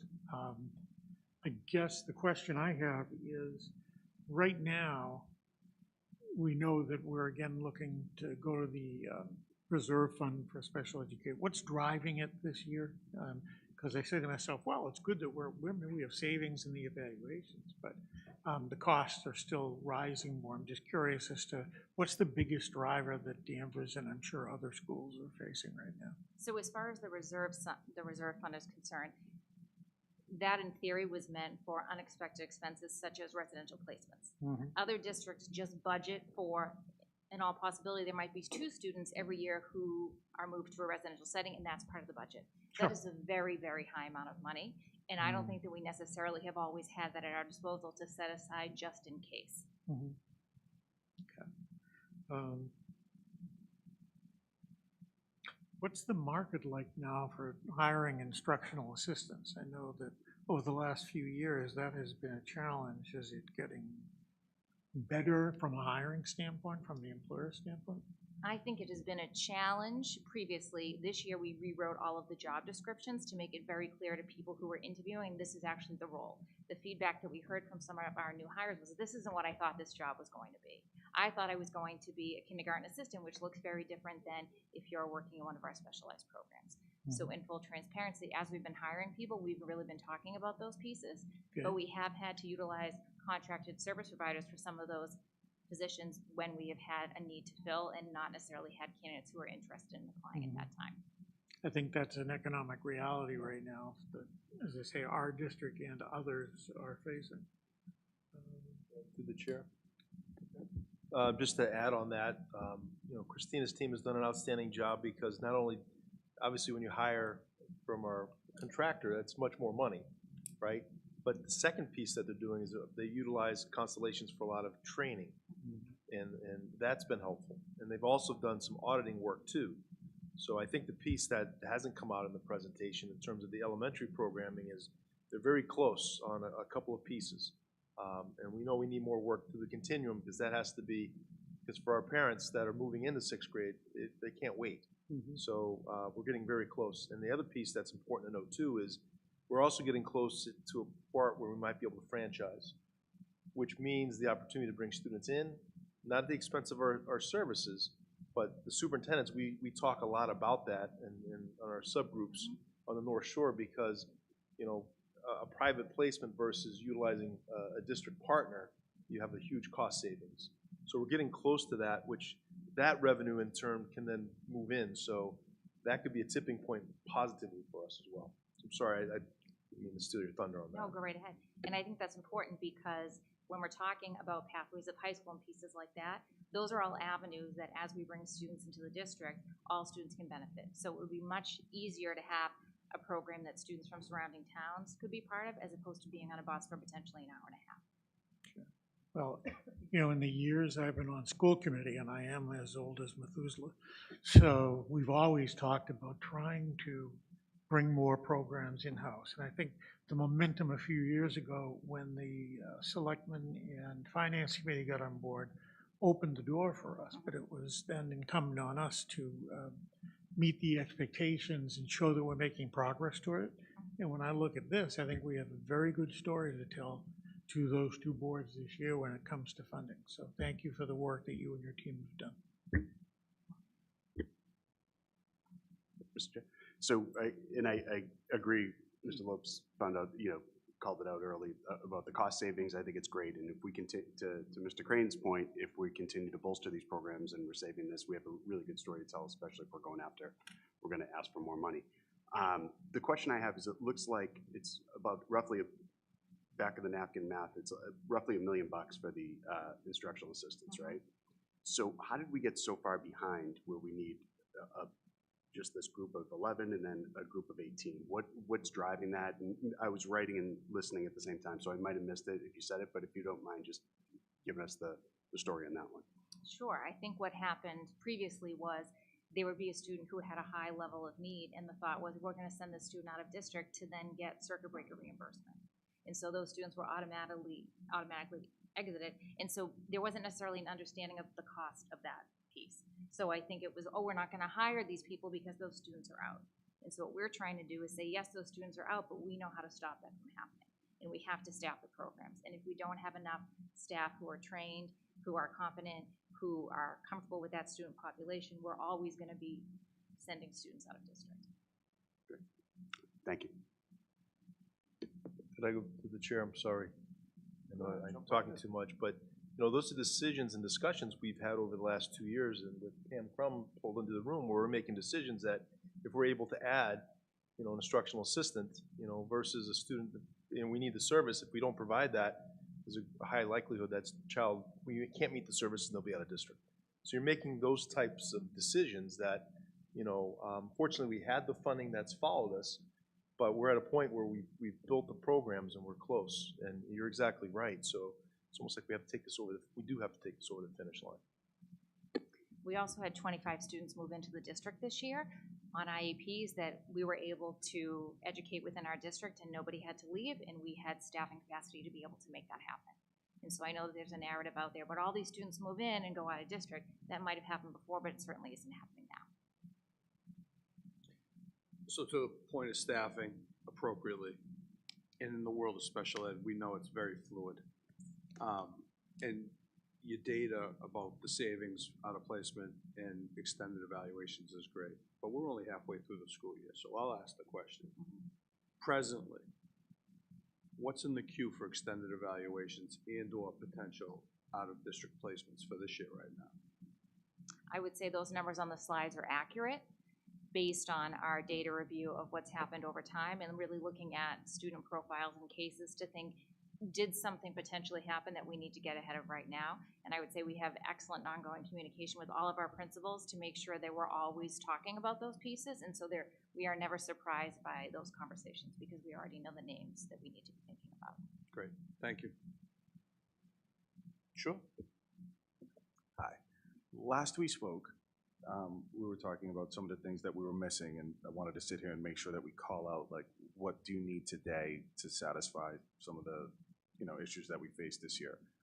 In order of priority, like, what is the most immediate, impactful need to satisfy some of the gaps that we see today? Like, if you can snap your finger and do it now, what would it be? I need the team chairs. Team chairs. And can you tell us more? Team chair does not sound like a functional thing to Correct. me. It's on. I Correct. just want to Yes. understand Yes. what the Yes. impact of that. I see part psychologist, team chair. Tell us more about that. So the team chair has a variety of functions, but one being is making sure that at those team meetings that families understand their rights and students are getting the correct level of service. And so we need somebody at the table who's able to do that thoughtfully and diplomatically in really making sure that as students transition between levels, there isn't a huge dip in service or we're not missing a piece of the puzzle. So look at all the evaluations holistically and make sure that we are thinking about the whole child. Number 2 is compliance. We have federal and state regulations that we are mandated to follow, and when we don't follow those, we are cited by DESE, and then we are in this cycle of compliance and corrective action. So that's what we're doing right now, and when I look at what we were cited for, it's missing evaluation timelines. It's not sending IEPs out on time. That's unacceptable, and that can and should be fixed, and that's really what team chairs will do. Are they universally called team chairs, or is that our team facilitators also? Okay, because just translating that to our, like, FinCom and Select Board. Yeah. You know, it's like, if and when we put the budget together, saying, hey, we need team chairs sounds really, doesn't give it, you know, the right kind of punch. If I could jump in, because like team captain. That question was asked to me last year at FinCom, and I said the same thing, was a team chair, because ultimately, not only that piece, but Derek, Sue, and Angelique, you know, they're there really to support and build programs. So currently, the work they're doing is they're really serving a lot of team chair roles, and they're doing the best they can to build programs. So the team chair, that person then can be built into that building, work with the teachers, can work with co-teachers and all the other programming we have, while Derek, Angelique, and Sue can continue to, at a higher rate, build programs. And I think that in itself is a big piece. And I also know, sitting in this chair too, that you know, when mistakes are made, unfortunately, the family, it impacts everybody. Not only is it a cost, but it impacts families. So we need to make sure we have somebody in that seat that can provide, you know, the proper guidance for the proper accommodations. And in addition, that in itself is a cost savings, and that administrator can really work closely with that building administrative team as well. It really comes back to that compliance piece. That compliance piece is one of the most significant parts of the role, and trying to ensure that things are done in a timely manner, one for family relationships and for students to succeed, but also for us to be able to keep kids in district. one of the challenges that we encountered early on, right from the start, was that there were a lot of procedural things that were missed previously. And so for us to come in and try and have a conversation of out of district versus in district, it's really hard to have that conversation if you've already missed many of the timelines and required meetings that are necessary to show collaboration and make sure that you're moving kids forward. So that is really where that position is key, and also bridging, just bringing special education and general education within each of the schools together, right? Because there are oftentimes things that maybe general education is more familiar with, special education as well. We have our own things, and so team chairs are really helpful in working with principals and teachers and specialists and ensuring that everyone is hearing the same message and that we're all working in sync. So it's a critical piece of the infrastructure in trying to make sure that special education is done, is efficient and beneficial for our kids. Okay. And just a general question among ourselves, because it's an open meeting. I recall hearing that we've needed chairs, team chairs. Was that in this fiscal year? Was it last year? What did we miss? We did add chairs last year. As Principal Colantoni mentioned, we were able to make it work. So there's a team chair at the middle school, which is a huge piece as we're building the programming there in service. And that person is underwater sometimes because they're catching up for so many things in the absence of a team chair. And we also have a team chair at Smith, which currently has most of our programming is that those two cohorts will shift out though at the end of the year. And we also split a team chair between buildings. So we're getting there, and it's been a huge help, but we still need more room. So we did do that. Okay, thanks for the clarification. I know I've heard it, and it's like, what did we miss? Did we not hire? Okay, thank you. Thank you so much. Mr. Chair.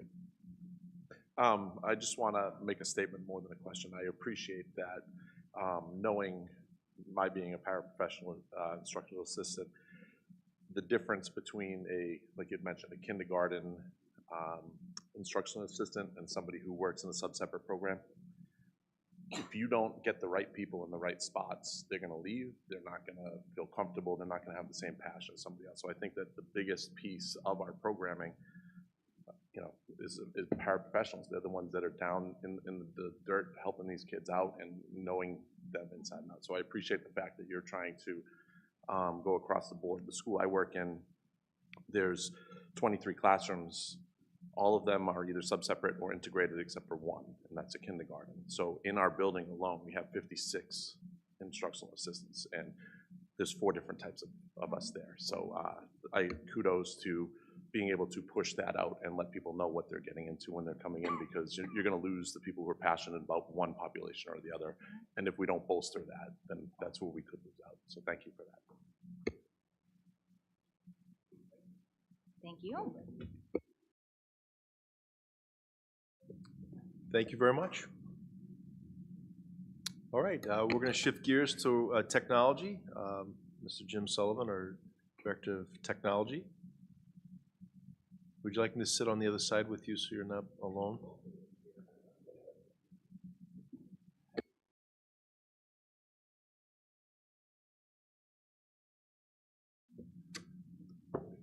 Good evening, everybody. You're almost there. You got me, David. We're going to wrap up soon. My name is Jim Sullivan. I'm the Director of Technology. Thank you for having me. The goal of the technology team, as it's always been, is to support teaching and learning. Here in the school district, support all of our students and our teachers. We're very fortunate to have an awesome technology team to support our needs. And one of the things I think you'll notice in the presentation today is a lot of the work that we're doing is in collaboration with our schools and with our leadership team. We have a great collaboration, and that's where we strategize and figure out the work that needs to be done. So as an overview of the presentation today, some of the things that you'll notice in this budget presentation is there is some increase in licensing costs across the district, which is not uncommon, but it is we project it to be a little higher this year. I've been here before this year. We've also talked about the one-to-one program with our devices K through 12, and that is has been a priority that we're looking at this year. And we're still working on finalizing what our plan is going to be moving forward. But we know that there will be changes that will come to that program. And as part of that, we're also accounting for some of the subscriptions or some of the services that we're using district-wide that were grant funded, bringing them into the operating budget. And also the capital equipment upgrades, some of the physical upgrades that we're doing. Those requests are actually outside of the school operating budget. They're handled through the town meeting warrant process, but I'll talk a little bit about what our goals are with that as well. So some of the successes over the last year that we've been working on, a couple of which being, we're working with the HR department to streamline the onboarding process for staff, and also, the automation of creating staff and student accounts, which those two things, they may not sound like, a big thing, but it becomes a big deal, particularly during the school year when staff are being hired, new students are coming into the district, and the goal is to, get everybody up and running as quickly as we can. So we've been able to, work with teams to come up with, better ways that we can get, get accounts created so the staff can get, into the classrooms and get started, make sure they have their devices, and the same with students, because, having accounts and having access to the digital resources is a big part of the classroom. One of the other big projects this year in collaboration with the town, which we started talking about actually at the last budget meeting last year, is the consolidation of phone systems. So historically, there's been two big phone systems, one on the school side, one on the town side. And as part of our project this year, we actually, we collaborated with the town. We've consolidated those phone systems together. So, we're going to be realizing cost savings for that in the future, but also, some much more efficiencies around, supporting it. It's now a cloud-based system, which will give us, some better resources and upgrades in the future. We've also been working to upgrade the wireless infrastructure, across our district. So that's been happening over the last few years. We've now completed upgrading the wireless at all 5 of our elementary schools. This year, we're going to be upgrading the wireless here at the middle school, and hopefully next year for the high, starting at the high school. That funding actually for those projects is funded through E-rate, through our federal allocations, as well as the town technology budget also supports that because it's infrastructure, which is great. We're grateful for their support. The Informacast emergency alert system officially went live this year at all 7 schools, so we have that as a tool available in the event of an emergency. So that with, simply put, with the push of a button, we do have the ability to, let everybody know at that school if there is an emergency. We also use that during the safety drills. And as part of that, we've also been able to tie that directly in with the police department and public safety officials as well. So when that notification happens or when, alert is sent, that's automatically shows up on the computer screens in the communications center at the police department to let them know. It also lets the key public safety officials on the police and fire department know that there's an emergency and how to respond. So that's been a big thing, and we've been very successful with that.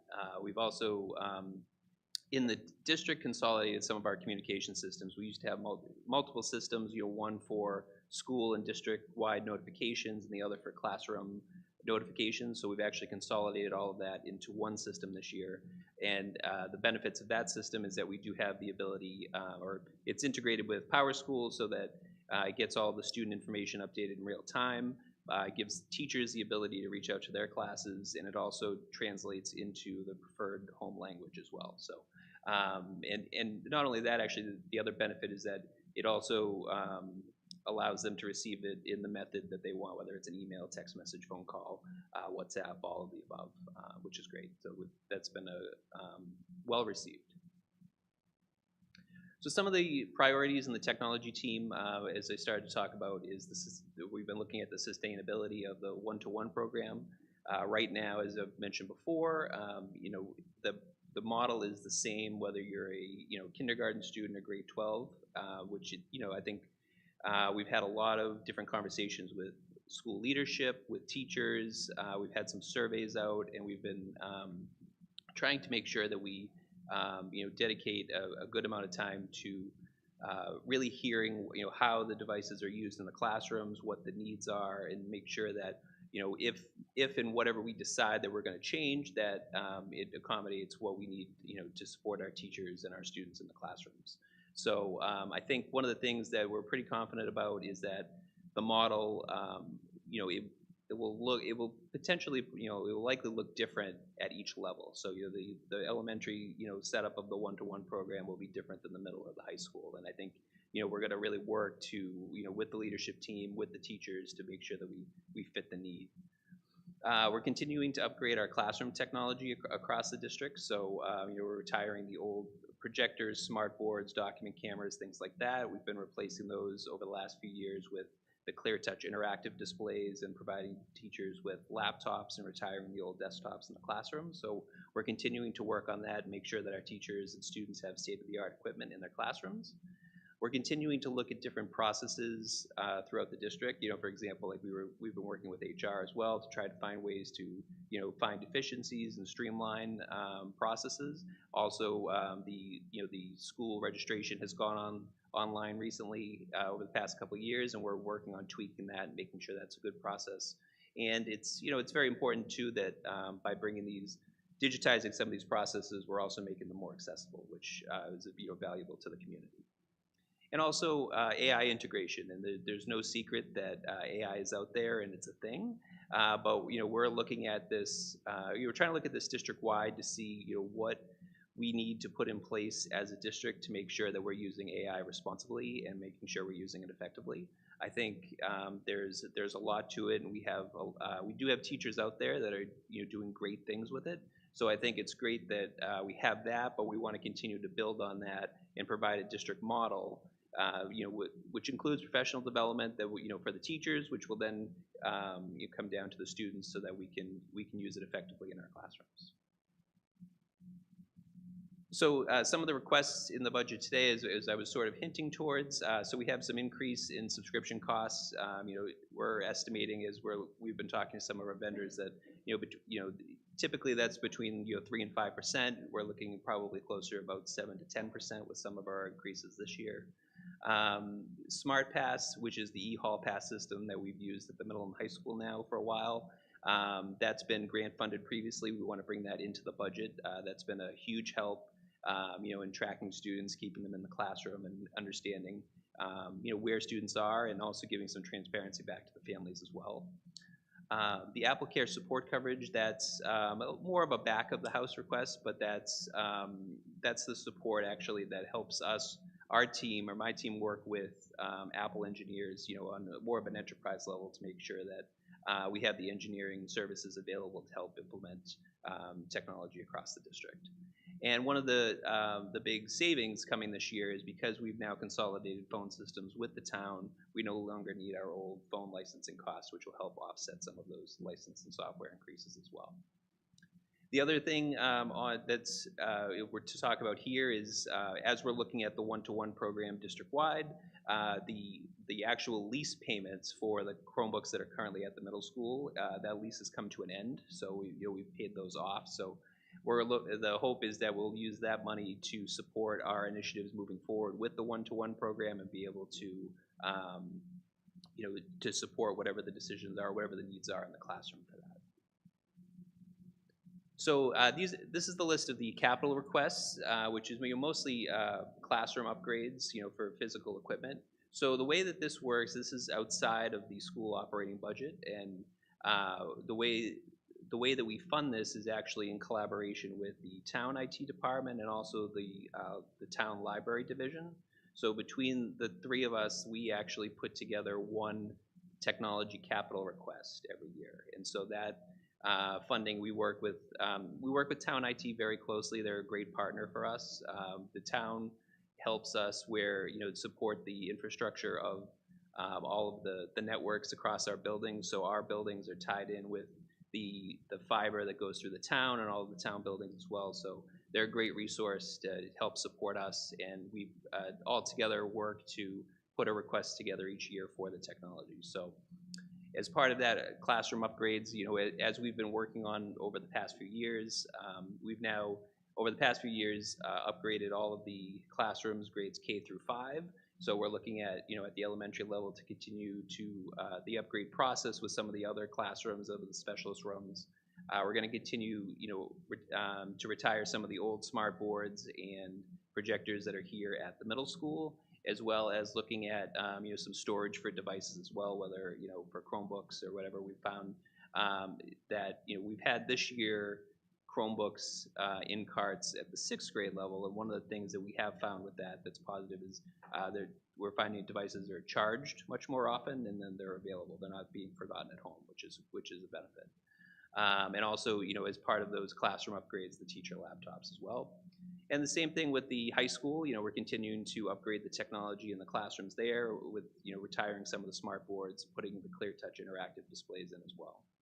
And the other piece here is updated the PA systems that are in our schools. So we're not doing a full replacement, but it's really, when we had our old phone system, which was here, on premises, all of our PA systems tied in, here in the building. So we've had to change some of the technology on how that works in the back end, but now that we have a new cloud-based phone system. So as we get into the summer, just some of the project work will be around those efficiencies as well. And that's the update. Are there any questions? Just one for you. Have we ever looked at, I remember my son had to get a graphing calculator. We had to pay out of pocket for it. I think it was 9th grade. I forget what it was. Have we ever looked at doing anything like that for, similar to what we do with Chromebooks for like graphing calculators? So we have been looking at that as potentially one of the options. So there are a lot of the one-to-one programs that are happening in the area or even across the state. They have different models, whether they're school-provided devices, whether they're a bring-your-own type model, or even a lease-to-own, which sometimes it's a new device. You could, in the case of like high school, you could pay for that device over the 4 years, and then choose to buy it out and take it with you. There is one of the benefits of that model is that when you graduate, you have a device that you're taking with you, and it's a device that you're comfortable with. But yes, that is one of the things that we are talking about as a potential option. Okay, cool. Thank you. You're welcome. Just to touch on that, if a family chooses to buy their own, would the district provide the softwares that would be used in the classroom, or is that something that would be an additional cost to the families? That's a good question. I think we would, fortunately, we are a Google district, so most of the resources that we have go through the Google Workspace. So we'd be able to access that really on any device. So I think we'd be able to continue to provide those. There's nothing coming off the top of my head that I'm thinking would be an extra software that would have. Something like Schoology or any of those types of things? No, so for the most part in this district, we're using Google Classroom as well. Yeah, So, I was just thinking outside of, I don't know exactly what's used at each level. I'm knowing it'll be different elementary through. I just didn't know if that was a, because I know another district I had worked in, if you bought your own, you could either buy your own without, or buy your own, and the school would pump in whatever was being used. So if it's all Google, then it's easy enough, I suppose. Yeah, I think the majority of what we're using right now is Google. We do have some of the curriculum softwares as well, but those are all, really, they sort of link in from the web, so. My only, it's really more of a comment. When I look at the technology piece, budgetary or otherwise, I'm really looking at, number one, are we giving the students the opportunity to experience technologies that they're going to need going forward, and that enhances their education?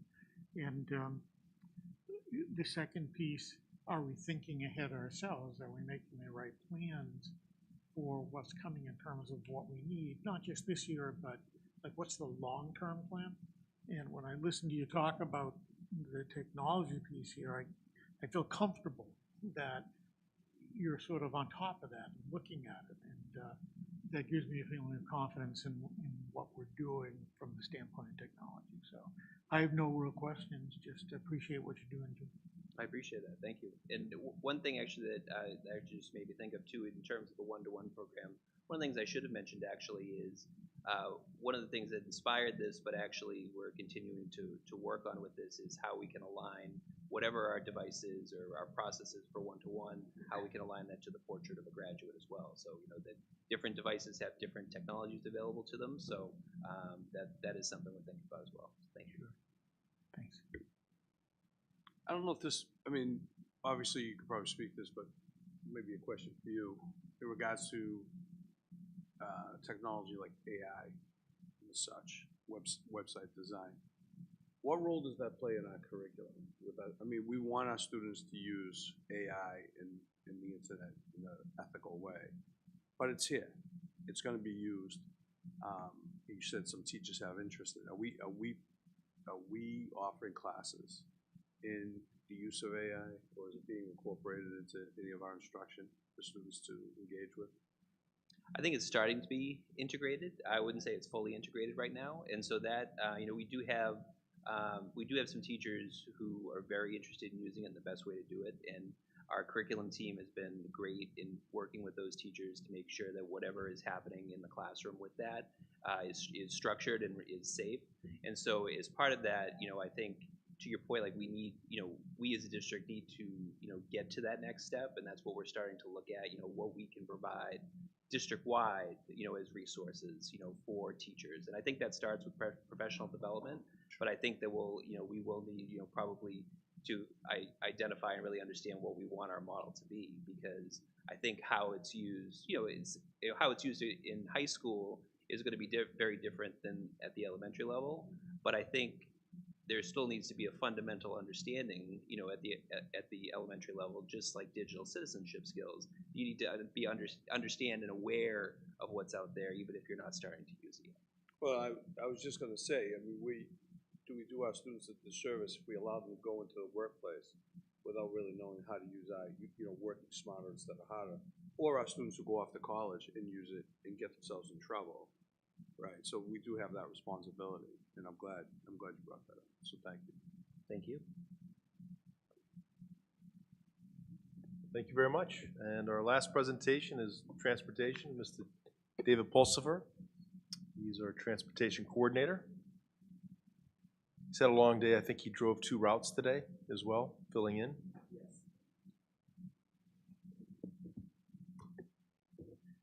Yeah, good evening. David Pulsifer, transportation coordinator for the district. Transportation, first and foremost in the district, we want to make sure the kids are getting to school safe and on time, and it's evolving system, right? Like the costs seem to always go up, like anything else, and so really what I do every day is I'm looking, how do we keep our service in the district, and how are we able to bring some costs down in order to put back into the education, really, at the end of the day. So that's where I'm starting first, and then, so I'm continuing to work on those improvements.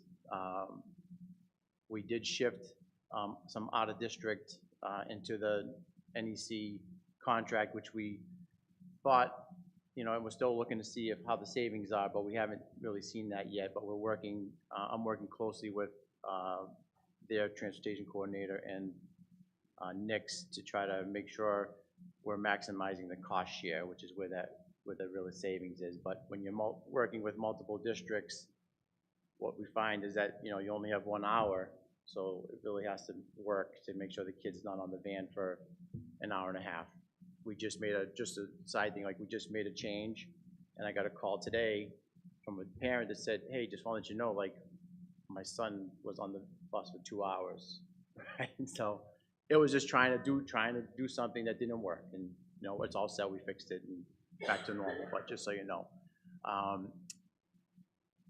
the DPW did transfer over a Ford Explorer, which I plan to use for an out-of-district run. We're getting that outfitted hopefully by the end of the school year. That's all warrant money, so that's no extra cost.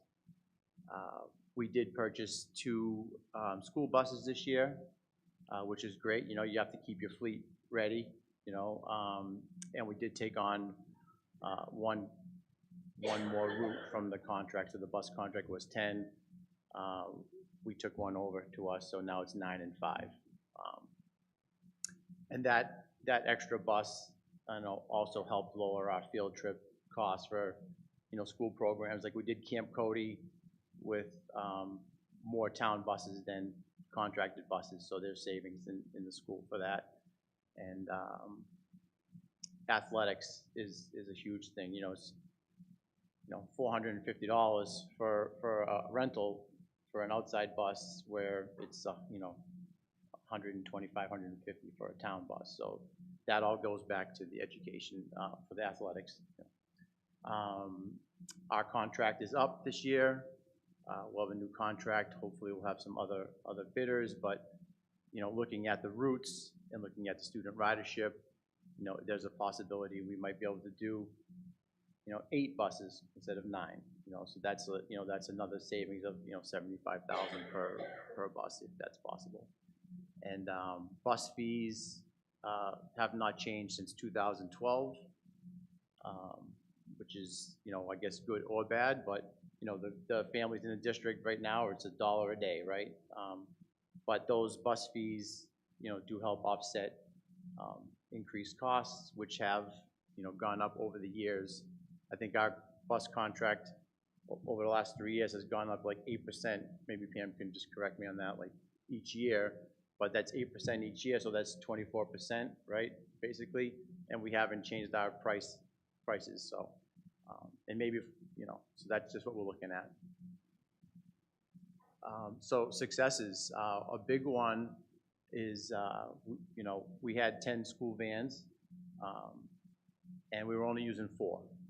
So we added 2 more, and a couple went out of, got taken out of service, but we're running 2 extra vans, so we're up to 6.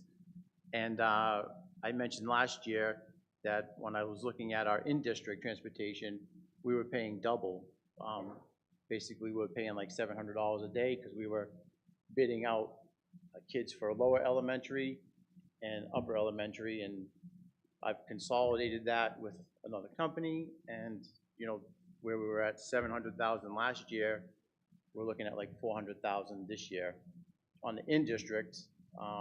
So that's a success in my mind on that one. It's a big one. And the other one I'd like is the collaboration with the Danvers YMCA.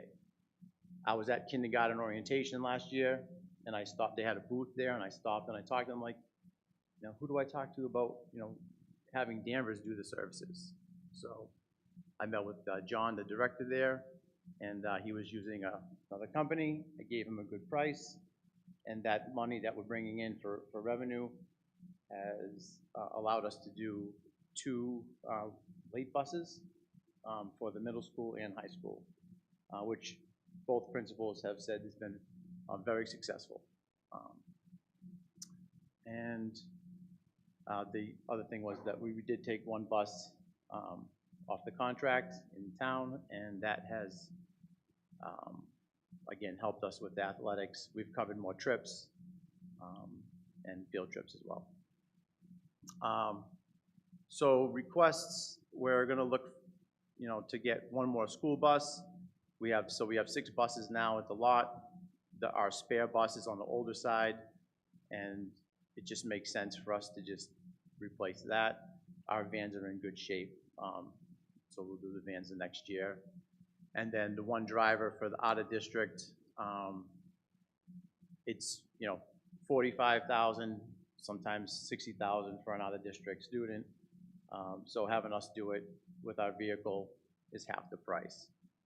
We may do more in district versus out of district, but either way, and just adding on the fact that student services mentioned, if you keep a student in district, you're actually saving, right, not only the tuition, but the transportation services. And our out of district transportation services still continue to rise. We're still trying to figure out the best way to bring that down. So, if you guys have any questions? I'll start. Yes. Nice job overall. Thank you. Really. Ask if, is there any more competition out there now among bus companies? Because I know one of the issues with, I think the last contract was there was a contraction among possible companies who could bid. Is there any growth in that industry around here or no? There are a couple other companies around. One has contacted and might put a bid in. Other than that, as Mike said, it's a challenge. You seem to be approaching it as creatively as you can, and just keep at it. I think we're in a better place now that we have your position and you than we were, a year or a year and a half ago at this time. So thanks, Dave. No, I just have to echo, I mean, great job. This is I think, Dan, it was one of your first asks. I remember you, noodling the idea, and I remember being in the room with Pam, and it was like, well, who's operating the buses now? And it was a mishmash of, aides in the office scrambling, trying to figure out what's going on. And, Dan, you promised, cost neutral, and it's like cost positive. So, hey, we support you. Keep doing what you're doing, and we really appreciate you. So thank you. Thank you, guys. And I'd like to add too on our end, whenever there are specific needs with routes, David works well with the principals and the athletic director to make sure the needs are met, or, the smallest need is a big need, right? So if you have a field trip or whatever it might be, but it's been huge on the athletic transportation as well, so he's done a great job. Just one question. Would Essex Tech fix our buses? We actually have an outstanding collaboration with the DPW, and David's done a nice job. That's a hidden piece as well, because in the past, if we have a bus out, we have to lease a bus. So he's been working with them closely for the schedule.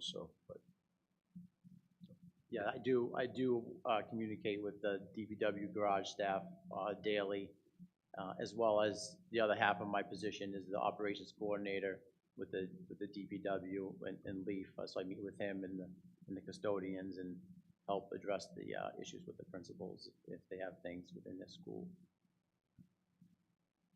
I just want to say thank you for everything that you do for our students, but also our students do have summer activities. I appreciate all your help getting my park program to and from field trips all summer. So I'm sure the students like that part as well. So thank you. Hopefully we'll have town buses this summer, right, instead of the outside ones. But they do like to go away. The bus drivers, do like to go away for the summer, right? So.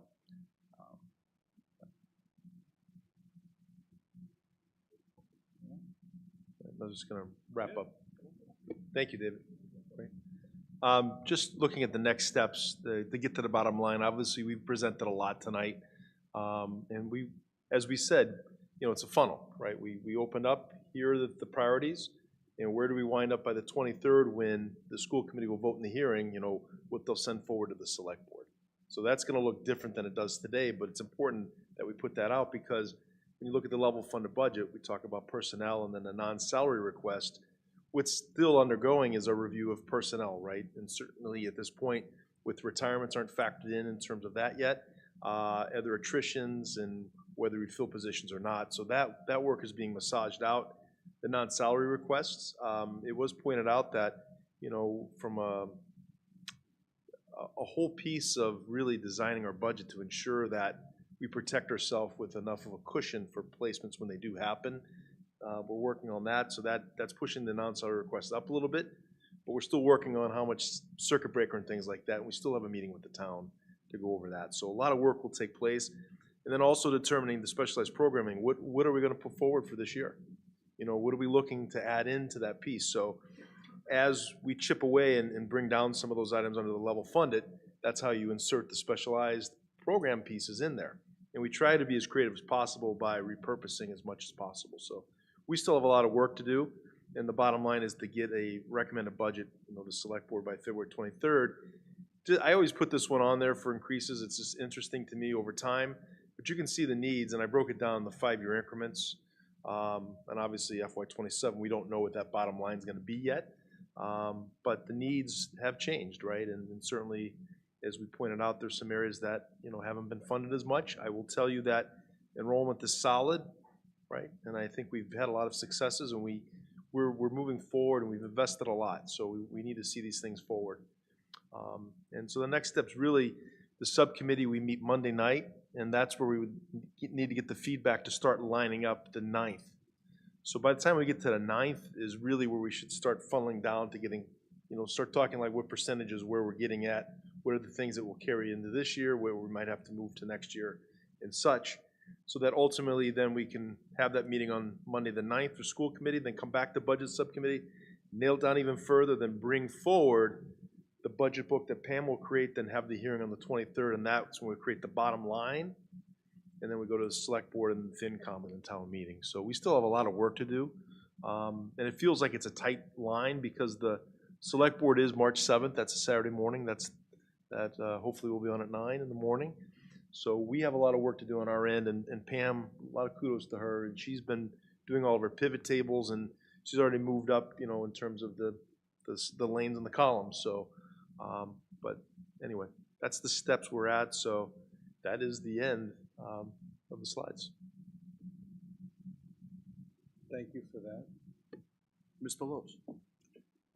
No, thank you for the entire presentation. I'm just wondering out of curiosity if there's a ballpark figure based on everything that was shared today. I was hoping to see a roll-up at the end, but maybe not. I mean, the ballpark figure in terms of, right now, if you look at where our just moving the staffing forward, is right now it's at 4%. That'll go down because we still have work to do. When you look at the non-salary, that's close to 3.5%, 4%. So that's quite a large right there. But those things get whittled down over time. And then certainly when you have the specialized programming asks, that's 3 to 4%. So when you put that all together, we know that that's not going to be the finish line. Right. So So roughly, I mean, very if clear you're on saying it's, it's 3, 4, 7, so everything in would be a 10% ask from the town. Okay. With that, thank you all for your work and your input tonight. We appreciate it. As Dan said, next meeting is February 9th. And I would entertain a motion to adjourn if you would be so inclined. Okay, motion to adjourn. So moved. It's been made and seconded. All those in favor, please say aye. Aye. Aye. Opposed? Thank you very much. Good night, Danvers.